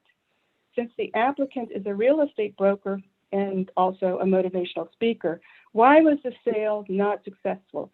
Something just does not add up to me, and I think that this is just a classic example of spot zoning, and we're missing some background on this. And that's it. All right, well, again, thank you very much for your time. The next person I have on the list is Christopher Klein. If you could unmute, state your name and address for the record, please. My name is Christopher Klein. I live at 19026 Manor Church Road. Is there a dentist in the house? This spot zoning appeal sounds so sweet, I just got a cavity. Seriously, this proposal threatens the rural legacy that the state of Maryland and Washington County have established in this neighborhood over many decades. Why would you place an urbanized party venue in the middle of a neighborhood that has been saved from development by environmental conservation zoning as well as agricultural easements? This is not an urban development area. Just look at the zoning map. Secondly, I have reservations concerning infrastructure and safety on Manor Church Road. In a letter dated March 19th, 2007, Mr. Mark Stransky stated that Manor Church Road needed to be widened and 4 hillcrests needed to be flattened. On September 20th, 2007, the Board of Zoning Appeals granted the applicant an extraordinary hardship variance. Now that the applicant is proposing phase 2, which is a massive $12 million expansion out of, I don't know how many future phases of expansion, should this variance be nullified? If the appeal is approved, the cost should now be redirected to the applicant. The residents of Washington County should not be responsible for any upgrades that benefit this expansion. The greatly increased volume of drivers, possibly under the influence of alcohol and unfamiliar with this narrow road, will pose a substantial threat to neighbors driving, bicycling, walking, farming along Manor Church Road. Finally, If this appeal is approved, may I suggest that the county change the road name from Manor Church Road to Greenback Road in honor of Brandon Green, the owner of Stony Creek Farm. And one last thing, I would hope that the board members could ask Mr. Beard whether or not he has a financial ties with Mr. All right, Green. thank you very There's much. rumors that he I appreciate it. That's enough. Thank you. The next person we have to speak is Daniel Koenig. If you could unmute and state your name and address for the record, please. Yes, hi, can you hear me? Yes. Can I ask a question before I start, please? You can. We may not be able to answer it, though. Well, just an easy one. Does all the planning commissions attending to this meeting have everyone's letter? I believe we do. We have received a number of both physical copies and emailed electronic copies of all the communications received, I believe, to date. Okay, Yes. great. Clint, this is Jill Baker, the director. I have forwarded all letters, emails, and other correspondence received to the Planning Commission as of 5 p.m. today. Okay, great. So they did have some time to read them. So, okay. My name is Daniel Koenig. My wife, Emery Koenig, and I live on 7620 Shady Lane, which is located off of Manor Church Road and is approximately a half mile from Stony Creek Farm. We vehemently oppose the rezoning request. And just hearing all the conversations, I agree with all the opposing comments, and this is a tough act to follow. There's no doubt about it, because there's been a tremendous amount of thought put into these. And I just wanted to make sure everybody did receive these letters and really looked at them, because we're brushing over them, and I'm going to have to do the same thing. My one concern, many concerns, but one of them is environmental. And Mr. Kiefer touched on it in his opening comments, where there is runoff at this site. And I took some pictures and attached it to my document. I don't know if Mr. Wiley or anybody there still has these documents, but if you look at them, this is after a 10/24/20 rain. Again, there was some snow still on the ground, but a tremendous amount of water coming off that property. And again, it's not all from that property, but the majority is. If you look at the last page on the document, you can see where it's running down to the Antietam Creek. It's right along the Manor Church Road. It's picking up steam because it's pretty steep there. And there you can see where it's exiting into the creek itself. And this is a day or two after the rain, and you can see the Antietam is running fairly green to bluish color, and you can see the sediment that's pouring in to this creek. So my second concern on environmental is the creek itself. If you have a chance, look at the Herald Mail 1020 on 10/26. Herald Mail published an article, Eye-Opening Bacteria Levels for the Antietam Creek, which are anywhere from 5 to 10 times higher than what they should be. So the sediment plus everything else that's being dumped there right now without construction. With construction, I think it would be out of control, is a big problem. The next concern was groundwater protection, and Mr. Conley did a tremendous job describing that, the source water protection program for Boonesboro and Keatysville. Everybody here that's on this conversation has a well. So if our wells go bad, we're all in big trouble. So that's something we really have to take a good look at and keep the MDE involved, or whoever we have to get involved, to make sure everything is done properly if this happens to go forward. The one thing I want to really concentrate on is the traffic problem that we got here. I think everybody touched on it, but one thing I think everybody is missing, and the term is e-commerce, on-land purchases. I've seen more FedEx trucks, UPS trucks, and this new carrier, Prime, than I've seen probably in the last 5-6 years. They are absolutely everywhere on this road. And most of these trucks are anywhere from 8 to 8 foot 6 inches wide. So I physically went up in a couple areas, 100 to 150 yards from Stony Creek Farm, and the road is a little bit less than 16 feet. So absolutely, they will not fall. They will not pass by. The other day, driving that way, I go that way a good bit. There was a standoff. There was a truck trying to come down from the east side and a passenger car trying to go from the west side. Well, it got to the point where there's no berm there. There's a rock wall on one end and then a railing on the others with trees right that butt up against the road. There was no way either one could pass. Finally, one backed down. He had extreme trouble trying to get around. I think the road is one of the biggest problems we have here. And the other thing that's not even in this in the case. Do you have anything further to add then, please? Because we need to wrap it up. You've had more than 3 minutes now. Okay, one last thing. School hasn't started yet. And I know in this neighborhood where I live, there's elementary, middle school, and high school kids here. As soon as them school buses start to run, this is going to be a major problem if this ever gets passed. So thank you for your time. All right, thank you, sir. I appreciate it. The next person we have on the list is Ivory Mann.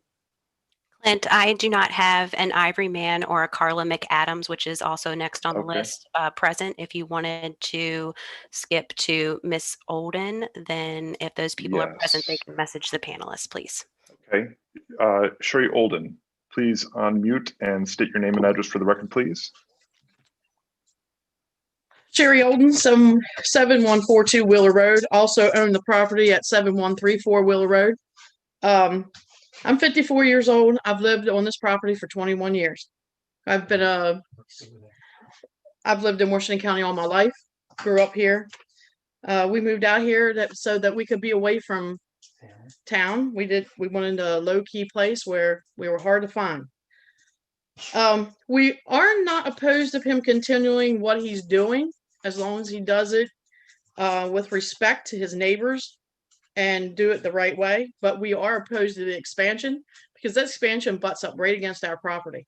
And going back to Mr. Beard, his property butts up against the far side where the trees and the woods are.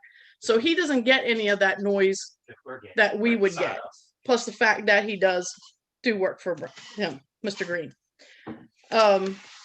Also, we couldn't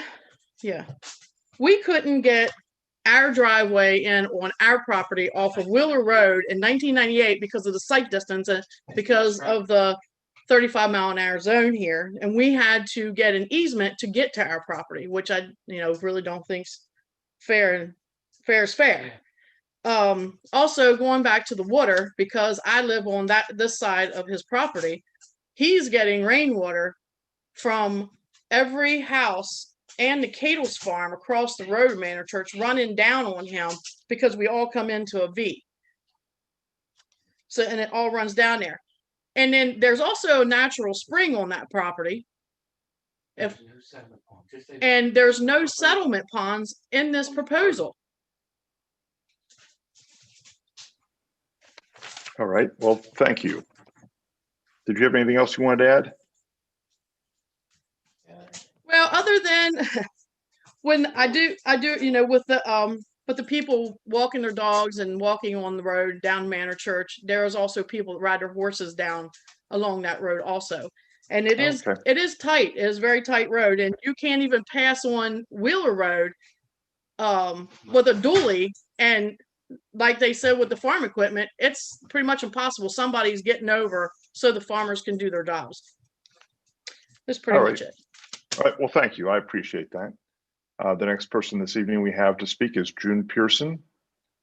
Ms. Pearson, if you could unmute and state your name and address for the record, please. Hi, June Pearson, and my husband's David Grodsky.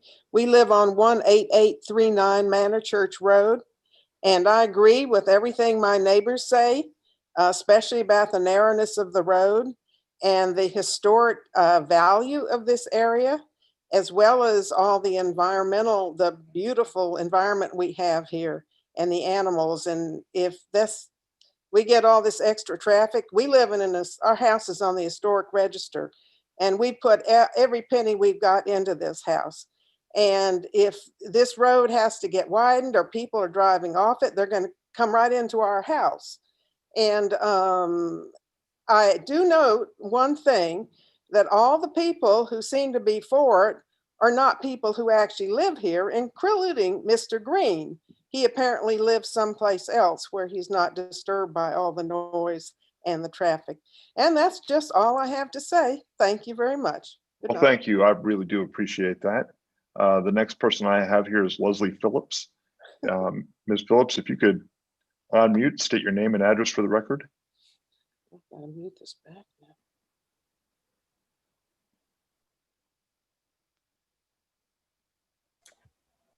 Ms. Phillips? Sorry, Clint. Ms. Phillips declined to speak and would just like her comments that were already recorded and sent to you.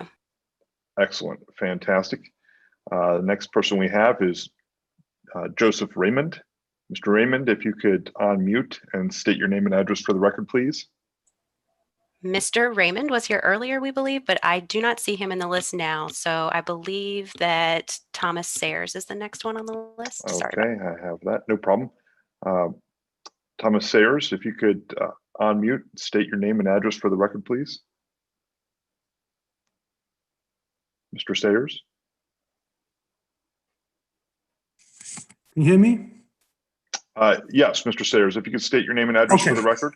Yeah, Tom Sayers. I live on 19108 Manor Church Road, across Antietam Creek from Stony Creek Farm on the opposite hillside. I'm opposed to this rezoning request. I think most of the people, the neighbors, the Kleins, the Bachmanns, Randy Bowers, Justin Cadle, have made a very good presentation of most of my points. I think traffic is a major issue. There's going to be a significant increase in traffic on Manor Church Road. It's a small country road. It won't be able to handle this expansion without major renovation. It'll be much worse with the delivery trucks, attendees entering and leaving the event center at Stony Creek. There'll be an increasing noise. It's inevitable with an event center of this size. There'll be increased light pollution and environmental degradation. I think most of the other people have explained this in detail. It's hard to see the benefits. I can't see what the benefits are for this neighborhood. There'll be minimal effects on the local economy. I think most of the money will go to DC. I think the business plan is somewhat sketchy, and there's been lots of big talk about big money. The proprietors in the past have continually moving the goalposts about what their plans are. So a man of his word, I'm not so sure about that. It's a slippery slope for further large-scale commercial development. And I think the zoning change will change this area forever. And just in summary then, this is a peaceful, tranquil, rural farming environment. It's a fine neighborhood. It's a wonderful place to live. You probably guessed from my accent that I'm not really from Washington County originally, but I have lived here for 30 years. My wife, Sally, family owned Stony Creek Farm from the early 60s to the 90s. Just like to make the point that many families in this immediate area have lived here for multiple generations. And I think their opinions about this project merit serious consideration from Washington County. I've only heard two people in support. One doesn't live in the area, and I think one has a vested interest, financial interest in this project proceeding. That's all I have to say. Thank you. All right, well, thank you, Mr. Raymond.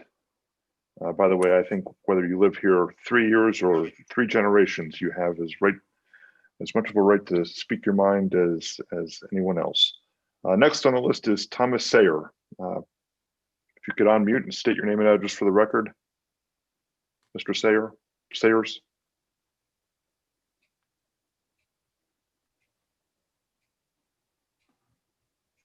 Mr. Sayers? I believe that was who just spoke. Yes, it is. That was Mr. Sayers that just. I'm sorry.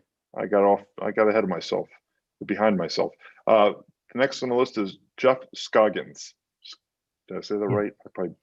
You got it, Jeff Scoggins. Okay. All right. If you could state your name and address for the record, please. Jeff Scoggins, 19414 Manor Church Road. Just briefly, everyone has said everything. Really wanted to point out that the gentleman from the Chamber of Commerce said it very well. He said that this will really drive commerce. And I think if there's anything that should be a caution to us, it's exactly that. That's what we do not want, is to drive commerce here. There's places that are zoned for that. Let's do it there.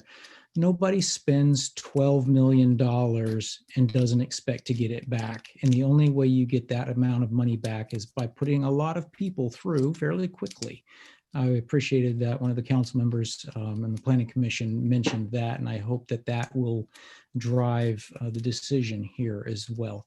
History shows that expansion and growth is the trend. It may not happen fast, but it seems that it's happening little by little. And if we lose the zoning, the current zoning, which is our safeguard, there's no going back. The only thing is that can happen is little by little, it grows, it expands, and it continues. And besides, there's no benefit to the community that I've been able to figure out. You know, at least if Walmart comes in, at least you can go shop there. But there's absolutely no benefit to the community at all, only negative. And so I would certainly ask that the Planning Commission not approve this. I would be perfectly fine for them to run a bed and breakfast to help pay the taxes, but to run a multi-billion or multi-million-dollar event center in this quiet rural community, I simply can't support that. All right, thank you, sir. I appreciate your comments. Next, the next person on this list is Heather Smilinski. Hi, yes. It's actually Peter and Heather Smilinski. We're at 7531 Shady Lane in Boonesboro. I appreciate your former comments because we just moved into the area. And we actually bought in, not really knowing that much about the Stony Creek farm, because when we moved, it was actually right at the beginning of at the beginning of the pandemic. So we learned about it afterwards, and I agree with everyone that has spoken previously. I think a lot of people have done an excellent job. We are opposed to this effort. You know, one of the things that hasn't been mentioned here, but I think bears mentioning because it does reflect on the character of the owner, was there was a citizens meeting a while ago about his plans to expand, and he crashed that meeting, which, you know, I guess it's a free country, fine. And I was actually the one that spoke up because we just moved in and said, hey, you know, can I hear what he has to say if the rest of the neighbors are okay with it?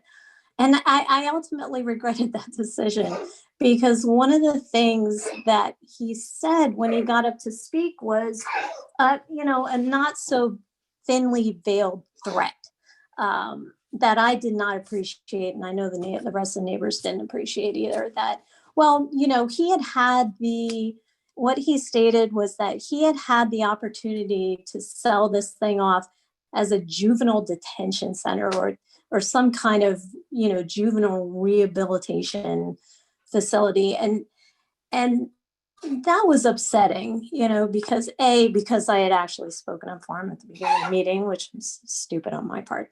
But, you know, to say that to a bunch of people who are homeowners who have worked very hard to afford the property out here and now have raised their taxes 10%, which is fine. I have no problem paying taxes. It's a great place to live. But I didn't appreciate the veiled threat that if we didn't allow him to go through with his plans, that you know, that he would find a seller that was less palatable to the people here. I apologize. My dog has collapsing trachea. And, you know, now everybody, I think, has it set in their mind that, well, maybe he's just building so that he can turn this over to a less palatable buyer. So there is no trust. The stories abound. You've heard some of the stories. I've heard other stories, which obviously I can't substantiate. But I think, that it is a reasonable question to say, wow, $12 million in investment, you got to get that money back. And just having yourself on Reputation Defender on the internet so that, everything about you is good on the internet, and having a team of people and being a very wealthy person, doesn't mean that you're a great person and a person that we necessarily want. I think, lastly, I would also say that if his original intent was to have an inside venue, then he should no longer have outside venues. He should no longer be permitted to put up a tent, because that's not what was approved. Okay. Thank you. Thank you very much for your appreciate input.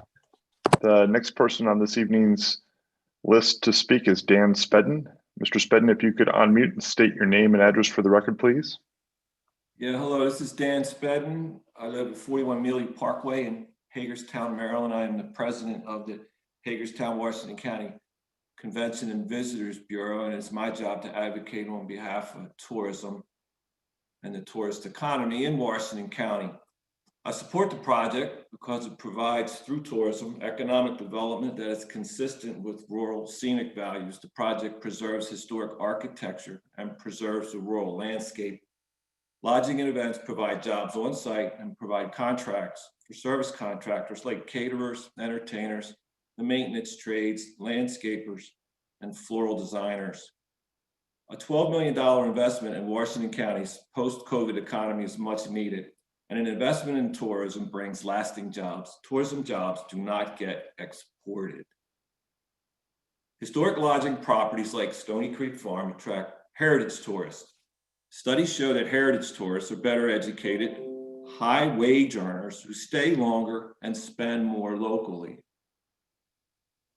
The proposal does not significantly change the operation that has been in business since 2007. Event size will not increase, and overnight lodging will accommodate 20 suites rather than 5.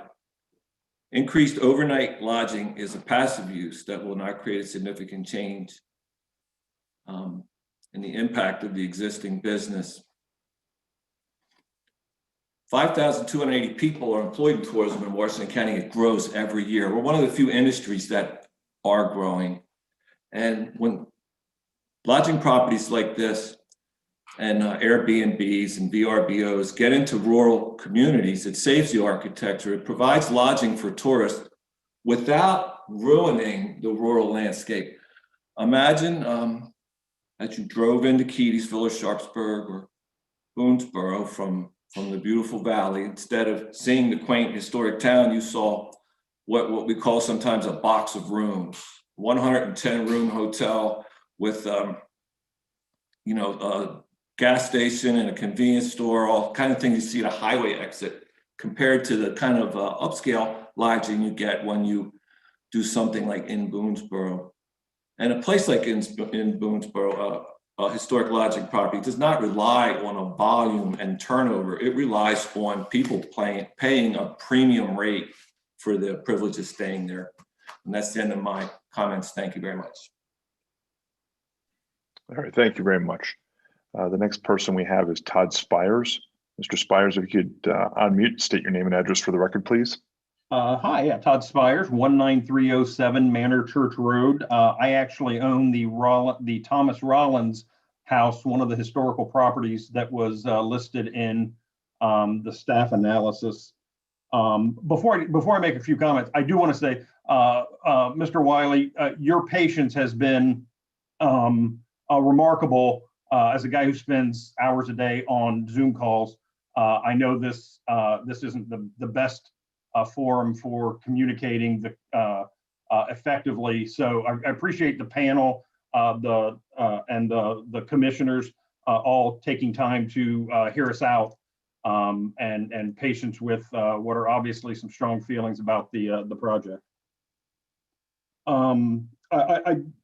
Tom Connolly, I thought, did a wonderful, elegant job describing the concerns with the groundwater that I mentioned in my written comments. But he mentioned something at the end that I don't think has been noted, and that is, the potential need for blasting. You can see, if the slide that's up on the screen now, that where those cottages are, there is those limestone formations that we're all familiar with throughout Washington County are evident from Google Earth imagery, and they're right at the topsoil level. And so, it is likely that if the site plan can't accommodate that, there could be blasting in order to put those in there, with not only with all of the issues that Tom Conley raised associated with potential geologic issues. Two other things that I want to know.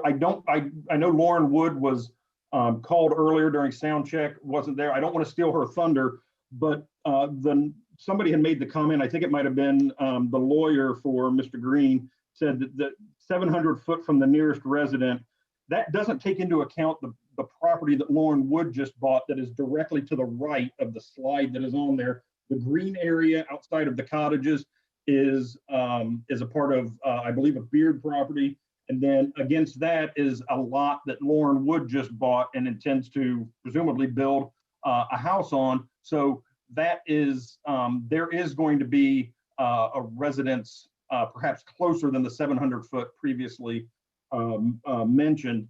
I'm the 5th closest house, and I am certainly opposed to the project. One final note from the staff analysis that was published.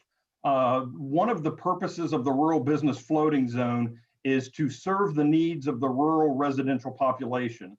And I hope that it is clear, certainly it sounded like, I think it was Mr. Klein indicated that this rural residential population doesn't need an expanded Stony Creek farm. And we just hope that given all of the comments that have been made earlier tonight, that you're going to take that into consideration, not the needs of the market and what the market will allow, but what are the needs of the rural residential population that an RB district is supposed to serve. And in this case, it simply doesn't serve the surrounding population. Thank you very much. All right, thank you for your time. The next speaker is Denise Troxel. Can you yes, unmute and state your name? Can you hear me? Yes, I can. Okay, my name is Denise Troxel. I live at 18003 Sand Wedge Drive, Hagerstown, Maryland. I am the daughter of the Rollinses of the Thomas Rollins house that Mr. Spires just told you about. And my dad and I, after my mother's death, we built a house, which I believe is the house that's 700 feet from the property, in 2006. And we lived there together. Both of us were disabled. So we built a ranch house, and the Spires bought the farmhouse from us. I want to just add a couple of things about some of the things that have already been brought up. Everyone's done a brilliant job. I have to testify for my father, even though he's not here, that he was deaf and elderly, and he could feel the tented events shaking our house. And he would want me to say that for him. So Daddy, there I went. He also had to build, there were droughts over the years, and we had to install a new well, and twice we had to install new wells because of the droughts, because of the karst topography in the area, which Mr. Connolly did a wonderful job talking about. We also had to have a UV light because there was E. coli in the water, which that's another problem. So I think this blasting thing is obviously going to affect everything. I want to tell Mr. Green that, remind him that when he did not have enough money in 2008 to fix up the barn, he did have enough money to add several bathrooms and do a magnificent job of redecorating the house, adding bedrooms. He also, I believe, worked on the cottage at that point. He may have installed the whole cottage. And I believe if you will check with your permits department and have them go back in history on this property, I believe proper permits may not have been acquired for all of that work in a timely manner, but you can check that. I would also urge you to check the records of the fire marshal, because large tented events require a fire marshal's approval. And if you check their records, you should be interested to find out if any fire marshal permits were ever acquired for the tented events that took place there all these years. One thing I note that when they did not use the barn as was required in their permit, we had no recourse. They just started having these tented weddings. So I want to ask, what happens if all these promises do not come true and we have no recourse? We had no recourse about the barn, and that was very frustrating. Also, no one has brought up the little stone bridge that is just adjacent to the entrance of Stony Creek Farm. It's an old arched stone bridge that's also one lane. Then you go up over a steep hill and you have the Antietam Creek Bridge, which is one lane. So we have two one-lane bridges very close together right near the entrance to this place. I want to thank Mr. Klein for reading the letters. One of the reason you have so many speakers here tonight is we heard the rumor that the commissioners never read the letters. They just listen to the people who are talking. So I hope you will all read the letters because people worked very hard on them and some of them could not get on Zoom tonight. And finally, I just want to say, as a county citizen, I hope with all my heart that you will take a ride down Manor Church Road before you decide this case. It is a magic little road. It has shady sections, hills and curves, and very old homes. People driving on it for the first time, especially children, feel like they have discovered something truly special. It's one of those magic roads. It's one lane. It is not a road that you can drive fast on or while inebriated. I honestly, please plead with you to drive down our road. My heart goes out to my neighbors there who may have to put up with this. And Mr. Green, you are very smooth, but you are not telling the truth. Thank you. That's all right, it. thank you very much. Next person we have let's see, we have David and Susan Wade. Are the Wades here? They have declined to speak, so I have Miss Watkins up next. All right, Laura Watkins, if you could unmute and state your name and address for the record, please. It's actually Lauren Wood. Oh, Lauren. Oh, I have Lauren Watkins and then also a Lauren Wood. Are we talking about two different people? We very well may be. Okay. I'm looking for Laura Watkins.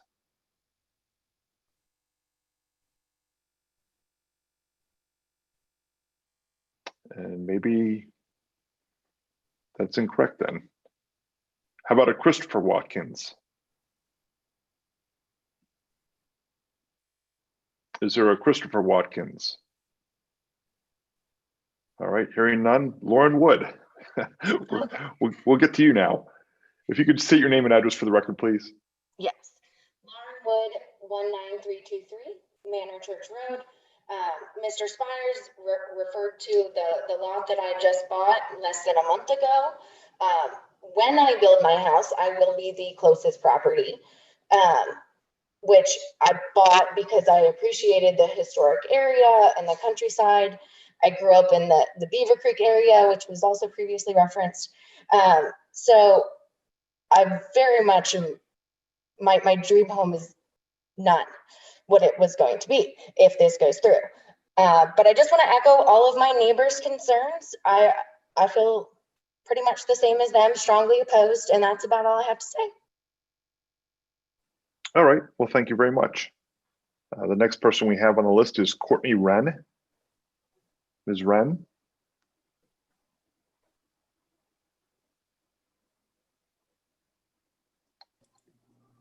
Courtney? Hi, yes, my name is Courtney Wren. Me and my husband Chuck live at 7136 Wheeler Road. Our property backs up directly to Stony Creek Farm. I will let my husband say anything if he would like to. Just want to notate. Okay, hang on, sir. If you could state your name and address for the record, please. I'm sorry, sir. It's Charles Wren, W-R-E-N, at 7136 Wheeler Road. Just want to state that we are completely opposed to this plan, and just want to thank all of our neighbors for all of their strong points that they've notated. Thank you. All right, no problem. Thank you. We have next Caroline Zabrucki.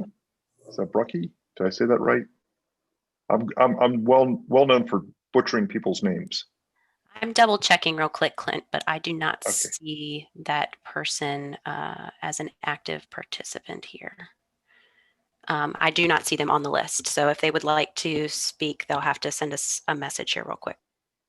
All right, that's the end of the list I have. Did I miss anybody? I do see that Lauren messaged that she's here. Let me see if I can find them in the list here. One moment. Yeah, Lauren Watkins.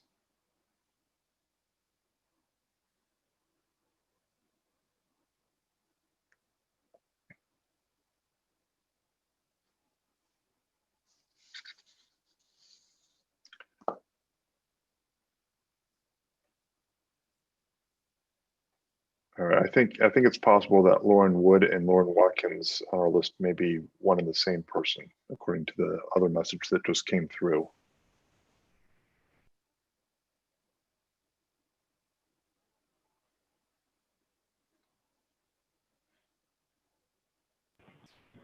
So I'll ask one more time. Yes, Deb. Clint, no, they are two different people. We had them signed up earlier today, and the Watkins were, Mrs. Watkins was earlier, but I don't know if she left now. Okay. Okay. Well, having said that, then is there anybody we may have missed? I want to give it one last chance before we conclude.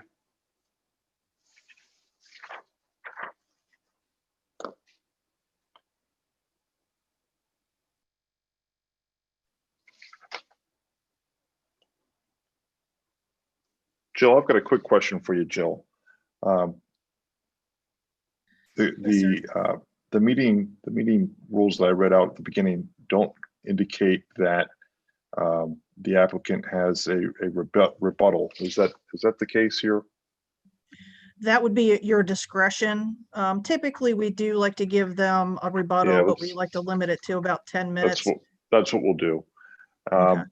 So, Zach, we'll go ahead and give you guys about 5 minutes or so to just briefly rebut. Keep in mind, though, that the record will remain open, and then again, this will go to the county commissioners. Yeah, no problem, Clint. Thank you. And again, to echo the other sentiments, you know, great job tonight. And I know this is yeoman's work, and you did a great job. I just want to take a minute or two here, and then I think I'll kick it over to Brandon to, I think he's got a few closing remarks. But I just want to reiterate that, you know, there's certainly a lot of issues, both with the proposed plan, but also the current operations of Stony Creek Farm. But I'd like to reiterate that this is an opportunity, and I think Brandon sort of put himself out there to, you know, not necessarily hiding from what happened in 2008, but you know, I think he's here to rectify that and improve the property and bring some relief to the neighbors. I mean, lighting, traffic, water and septic. I mean, these are all being considered at great time, effort, and expense to Brandon. You know, the number 12 million is floating around. I mean, a lot of that's going into the structural improvements of the property, the improvement of Antietam Creek as well. So, you know, this isn't just sort of dumping money down a hole. This is money that is directly going to an investment that's directly going to the property, and to those concerns addressed by the neighbors. That's really the only thing I just wanted to reiterate there. And with that, I'll turn it over to Brandon for a few quick closing remarks. Thank you, Zach. So thanks everybody for speaking tonight. I have listened very carefully to everything everybody has had to say. So for the last 40 years, the Schlosser Crane Farm, which is now, of course, known as Stony Creek Farm, has been the home of a rural business. And for the last 15 years, it's been the home of our bed and breakfast and event business. Over the years, we've hosted many thousands of guests at our farm, for weekend getaways, to weddings, to everything in between. And we're honored to have played a real meaningful role in people's lives. Our proposal this evening allows us to grow our business by expanding the overnight suite capacity by 15 rooms so that we can make these critical investments in the farm's buildings and environmental infrastructure. These investments are important for the preservation of the farm and are needed to address many of the concerns we share with our neighbors, including preserving our historic barn, upgrades to the new stormwater, upgrades in new stormwater runoff and septic system, and importantly, moving amplified music inside a new barn. I think it's also important to point out that there are many community benefits that come along with this project. We'll be adding several good paying full-time jobs. Tax revenue is estimated to be in the hundreds of thousands of dollars over time, and that'll be an important boost to the budget at a critical time. And we will also be buying from and supporting numerous other rural businesses, including farmers, to supply our food, and local businesses who will support the operation and maintenance of the property. And that doesn't even count the investments associated with the construction project. And we're already working with a number of local businesses, and we'll expand that. My hope tonight is we're permitted to grow our business as part of the rural business floating zone. We are committed to buying local to support the local agricultural industry and farming community, and we serve the needs of the rural residential population by creating jobs and supporting environmental improvements on a large, important parcel of land right next to the Antietam. We have a 15-year history of providing recreational and tourism opportunities and hope to continue to do so. And finally, to my neighbors who are concerned about the project, I hear your concerns. We've worked hard and thoughtfully over the last many months to address those concerns with this plan tonight and to open a dialogue with you. And while I know not everyone will be in support of Stony Creek Farm, my hope is that over time, you'll see our hearts in the right place. We have a good plan, and we will continue to listen so that you too can be proud of Stony Creek Farm. Thank you. All right, thank you for that. This concludes the public information meeting. I will reiterate. I'm sorry. Yes. Chair Weddle here. Do the planning commission members have an opportunity to ask the applicant any more questions? Yeah, if you have another question, feel free to go ahead and ask him. Yeah, Mr. Green, Jared Weddle from the Planning Commission. Why did you choose Manor Church Road for such a project? In 2004, when my friend David Kempton and Joe Ferrone introduced me to the project and to the property, rather, I absolutely fell in love with it right from the very beginning. I was born in Wyoming and I grew up in Iowa. And so I absolutely love the rural environment. It's what I've known. I've certainly chosen to live in DC and make my business here. But I really wanted to have somewhere that was outside of DC that I could really appreciate everything that the country has to offer. So that's why I chose it back in 2004.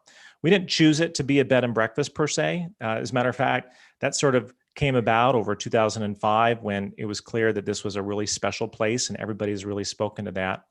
And so we chose at that point to open it up to a business and then open, of course, the business in 2006. I think one thing too, just to continue on that and then I'll stop. There was some mention about the property being on the market for sale, and that is true. My business partner, David, had been running the bed and breakfast for a number of years and decided that it was time for him to do something else. And at that moment in time, I was still pretty busy growing my real estate business in DC and decided to put the property on the market. We did actually procure a buyer. The contract fell through. And by then I had seen Stony Creek Farm with a new set of eyes and decided to not sell it, but to keep it and to imagine what was possible going forward in the future. So I'm absolutely in love and committed to Stony Creek Farm, as you might imagine, just kind of going through all this process. And I appreciate everybody's input tonight. And I want to make sure everybody knows that I'm listening very carefully to what people are saying. So still Jared Weddle here. So do you feel that you can be a good neighbor to everything that currently goes on Manor Church Road and in this community? Yes. And you know, I'm actually really saddened to hear how many neighbors are not supporting the project. And it's been difficult to hear everything that people have said tonight. And I would like people to give me a chance. You know, I have taken over the vision for Stony Creek Farm here in the last 2 years, and even went door to door to a number of neighbors. And that one woman is correct. I did crash the neighborhood party, or it wasn't a party, yes, it was a meeting to try to learn more about the project, because I want to hear what people have to say. And I spent almost a year doing just that. And I think that's really important evidence that I'm not just here to put a bunch of money in the property and leave. I've committed an enormous amount of time and effort to listen to what people have to say. And I hope people acknowledge and recognize that as something that is important to me, to know what people actually want. So to your answer, or to your direct question, the answer is absolutely yes. It is why one of the big reasons that we're doing this is to move the events indoors, which I believe has been one of the main, if not the main, nuisance of the property for people, people's quiet enjoyment. And we really hope to solve that. So, Mr. Green, still Jared Weddle. I'm also on the Ag Advisory Board. You are familiar that this property is in the priority preservation area, correct? Yes. Okay, so on the Ag Advisory Board, we try to find areas in the county where we can do large agriculture without neighboring properties have a concern. So since you're saying you can be a good neighbor, and to fit the bullets, the 6 bullets that you have to fit to make sure that we can change the zoning and do a piecemeal zoning here, you have to guarantee that it's going to be compatible with the ag preservation efforts. So my question is, if one of your neighbors, say the Catles, decided they wanted to build a 1,000-cow dairy, and this area smelled like cow manure every week, can you guarantee there won't be any complaints from your property? Or if another property owner decided they wanted to build a 100,000 bird chicken house right on the other side of the creek, which is the prevailing wind will come to your property, can you guarantee us that there will be no complaints for smell? Because that's what we want in this area. We don't want hotels. We want agriculture. Well, I am very familiar with those smells, being from Iowa. And I can tell you that when people come to Stony Creek Farm, they're not coming to be in the city. And while I can't guarantee what people may or may not do, I can tell you that the whole reason we have Stony Creek Farm where it is for the rural environment. And that comes with a rural environment. So would you be willing to sign public paperwork guaranteeing that your event center and hotel will never oppose an agricultural project? Oh, I see. Because you're trying to build a hotel in the middle of ag land. It would kind of be like me asking for approval to build my chicken barn in the middle of DC. If you don't see what's going on, not the neighbors don't really want this there, just like right next to your office in DC, you wouldn't want a chicken barn. Right. See my point? So I would absolutely be open to that and looking at what you might have to say about that, because I would want to support any agricultural efforts that might be in and around the farm. Hey, Jared, this is Zach Kiefer too. And maybe Brandon isn't aware of it, but there's also that essentially the right to farm ordinance too, that any complaints would essentially fall on deaf ears. So I'd certainly remind Brandon and emphasize that with him too. And I think he's certainly made the point and appreciates the fact where his property is located as well. So, and I think he's mentioned a couple times that the benefit of this property and the draw of this property is the rural nature and all that that entails. Yeah, I guess my only pause is I can't even imagine opposing or complaining about nearby agricultural activities. I didn't even know. I mean, that doesn't even cross my mind. So what do we do on the weekend that you have your entire property booked and we are looking at all 123 parking spaces to be filled for an event, and the neighboring farmer is chopping corn silage on Manor Church Road and another one is hauling manure, and basically that day Manor Church Road is completely consumed by agricultural equipment, which does happen. And now we also have the traffic for 123 parking spaces. How does that not change the the dynamic and how is that compatible with the adjacent land? Well, Jared, I would say that to Brandon, those, them's the breaks. It's just part of where the property is. And really that can happen now. They have the ability to host outdoor under tent events and yeah, I mean, prime outdoor wedding season, I guess, kind of runs in conjunction with the prime, planting and harvesting seasons as well.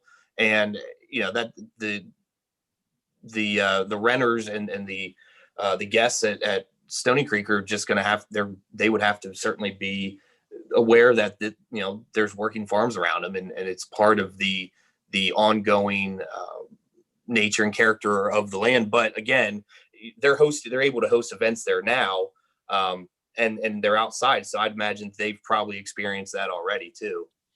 Yeah, I think that's what I would add is we've managed that for 15 years successfully. As a matter of fact, I haven't ever heard of anybody complaining about that and at any kind. So I would rely on that to say, we've done a good job with that, and I would imagine we'll continue to do so. I don't have any other questions. Good luck. All right. Thank you. Thank you. Members of the commission, are there any other questions for the applicant? All right, hearing none. And thanks again, Jeremiah. I apologize that I didn't ask prior to that if anyone had questions. But I will remind everybody that the Planning Commission will review all facts and information received during this meeting and make its recommendation at a later date to the Board of County Commissioners. The Board of County Commissioners will then hold a rezoning public hearing. So this is not the last opportunity to share information with the county for both the applicant and those who are interested parties. The date of the County Commissioners' public hearing is not known at this time, but it will be advertised in the local newspapers' legal ads and posted on the county's website 14 days and then again 7 days before that hearing. At the end of the County Commissioners' public hearing, the comment period will close. So again, those who are here tonight and those who may not have been able to attend tonight, you will have additional opportunities to provide information to the county. So that concludes the public information meeting. I want to thank everybody for that.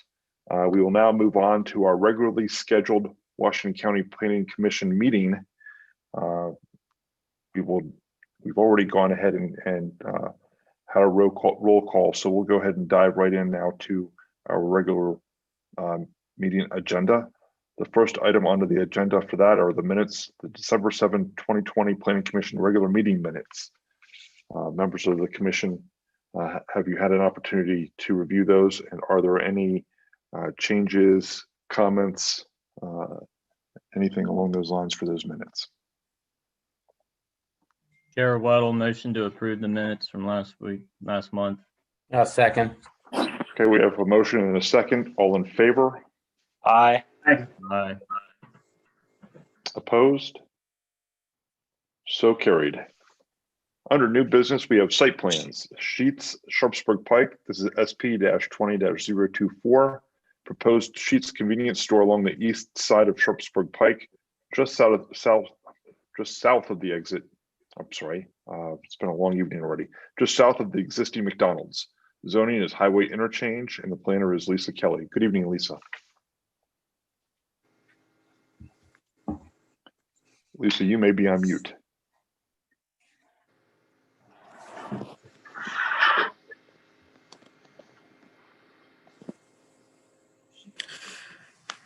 Hi, Commissioners. This is Ashley Holloway, Director of Plan Review and Permitting for Washington County. Lisa is my plan reviewer for this project. I don't know, it must be some technical difficulties, but I can step in until Lisa's ready. Okay, go right ahead. Okay. As you see here, this property is situated off of Sharpsburg Pike near the newer Walmart there. That's what the area is known for. And we also have on the line the consultant, which is Dave Troxel of Frederick Cyber Associates. I don't know too much about this project. It's in Lisa's hand, but Dave Troxel, if you want to step in and take it away from me, I greatly appreciate it. Sure. Good evening. This is Dave Troxel with Frederick Seibert and Associates. We're the civil engineer on this project. Also have a few members of Sheets on the line also if there's any questions directly that need to be answered by them. I will try to go here to Lisa's staff report and kind of review that. So basically the subject property, as Ashley stated, is located on the east side of Sharpsburg Pike, just south of the existing McDonald's. The current zoning is HI Highway Interchange. The developer, which is actually Bowman Development, is proposing, the owner of the property is a Bowman Development. Sheets is the developer, which is proposing to construct a 6,000 square foot C-store on 4.14 acres. The building will be approximately 20 feet high. The store will have 6 gas islands in front of the building, which fronts on Sharpsburg Pike. There will be a separate lane in the rear of the site for a drive-through ordering with 2 pickup windows. This is very similar. I don't know if you've driven by the Downsville Pike Sheets that was just built within the last few years, but it has a separate drive-through on that site also. There currently is a right turn lane into the site off of Sharpsburg Pike. There is also an access drive between this site and McDonald's, a rear access drive that will connect the access drive of McDonald's over to HK Douglas, which will allow the patrons to exit at the new traffic light onto Sharpsburg Pike. Hours of operation will be 7 days a week, 24 hours per day. There'll be about 5 to 6 people per shift. The deliveries will be tractor and trailer and box truck. There will also be the gas haulers entering and exiting the site.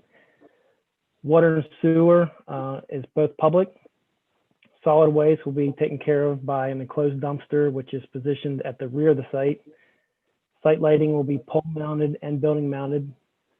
There will be 1 pylon sign, which is located along Sharpsburg Pike, just adjacent to the right access lane. 4 station requirements have already been met by a 2018 approved easement plat that retains 3.86 acres of existing forest, and that is off-site.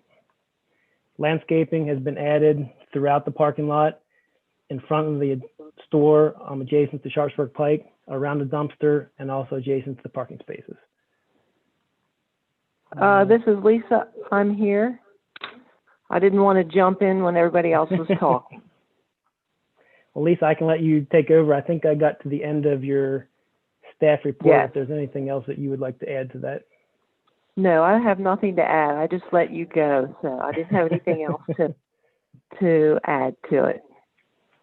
And I think the only other thing, Lisa, was we have all approvals in except the health department, which is just waiting on the allocation forms that need to be provided by Washington County Water Quality and the City of Hagerstown Water Department, and also addressing because we need to come up with a name for the 2 private access drives. Is that correct?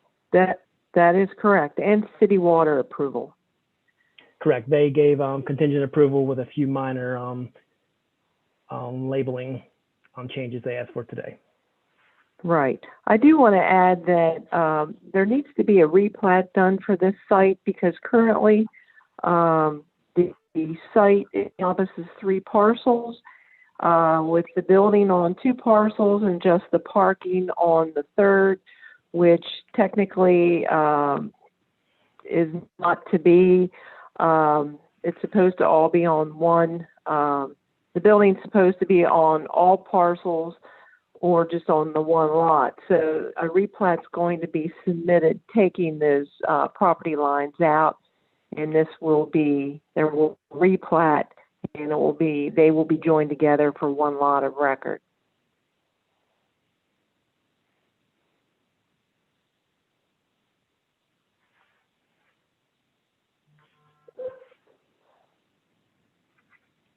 All right.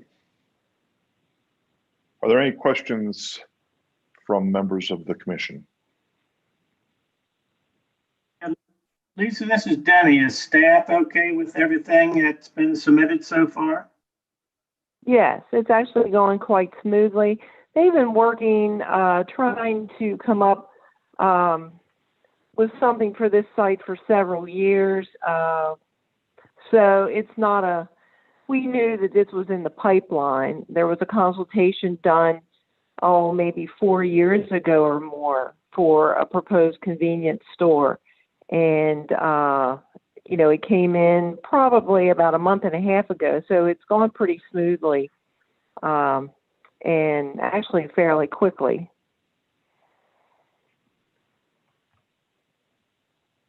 Any other questions? This is Jeff Semler. Being the newest guy on the block, I may ask stupid questions, but I'm going to ask one anyway. What becomes of the sheets up on top of the hill? I can't answer. I can actually answer that question because that was one thing that was brought up when we first submitted this plan. And I can let Bob Franks jump in if I state something incorrectly. But from what I understand, that one will be kept also. There's two different clientele, different on locations coming from different directions that they plan to still use both stores. Thank you. That's interesting. Okay, any other questions from members of the board? Hearing none, I'd be looking for a motion. Mr. Denny, I make a motion to approve and pending health department city and a replat being submitted. Okay, we've got a motion. Is there a second? Yeah, Dave, I'll second. Okay, we've got a motion and a second. All in favor? Aye. Aye. Opposed? So carried. All right, well, thank you. Thank you very much. Have a Appreciate your good time. evening. Yep.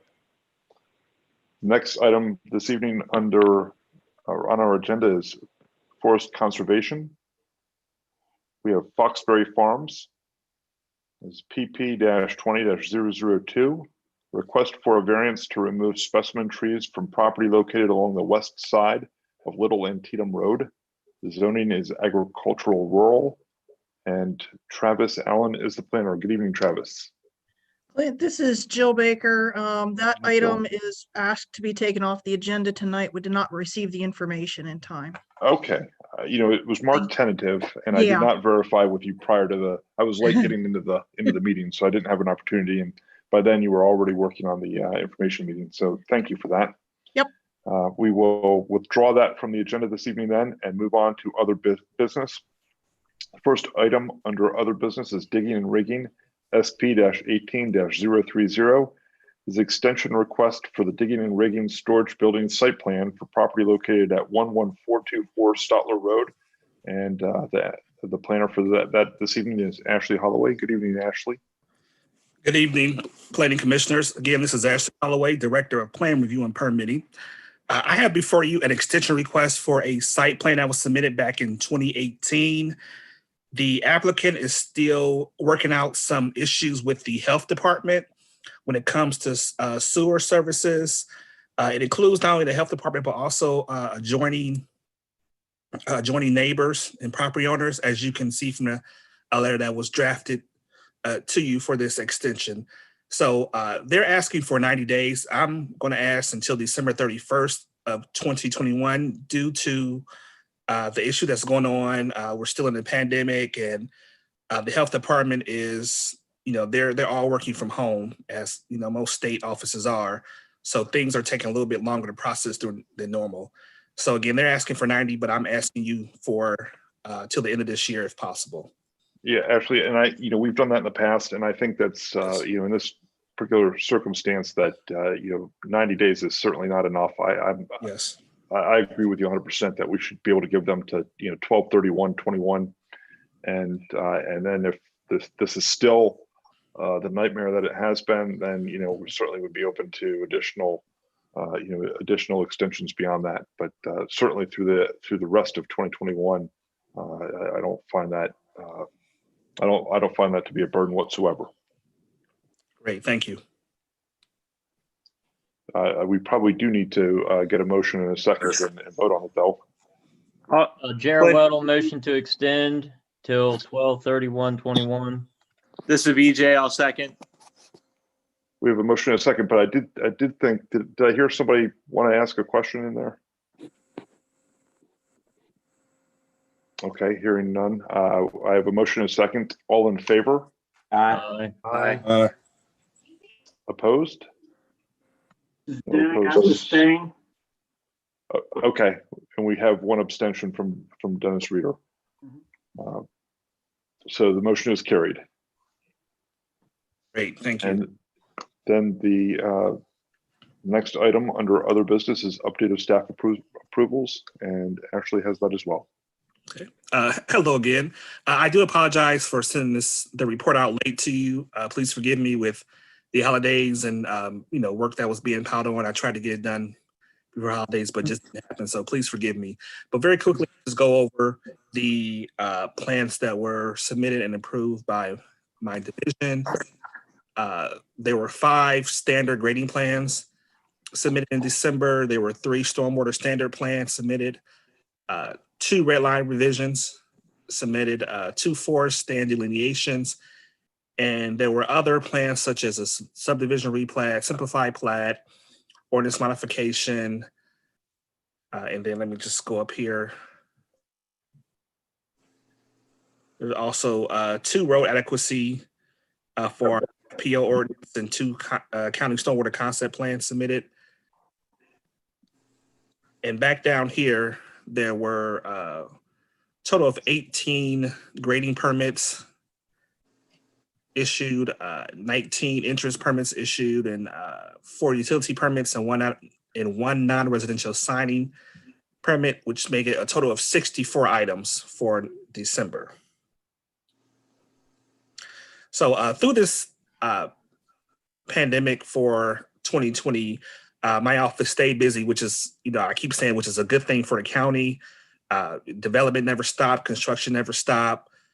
And I'm just, grateful that through all of this, everyone is still able to construct and develop. So this is, still, no matter what, I still say it's a good time to be in Washington County. I agree with that. For me? Thank you. All right, thank you, Ashley. Any questions for him, for members of the board? All right, well, thank you, Ashley. I appreciate that. Thank you all. All right, that concludes most of our agenda. Next up, we have election of officers. And considering that we're going to have some turnover on the board after next month, we would need to elect a new chairman and vice chairman. So I'll throw the floor open for recommendations there. Hey, Clint, Randy, doesn't it says you and Denny's appointments will expire. I forget, did we determine if you wanted to stay on, or can we Jill bail in here? Well, I think we can. We're going to have still extend if some. Well, we have a closed session coming up. Why don't we do you want to go into closed session now and discuss that first and then do the election of officers after? I think that would be a great idea, Clint, because we'll have to come back into open session anyway for our recommendation for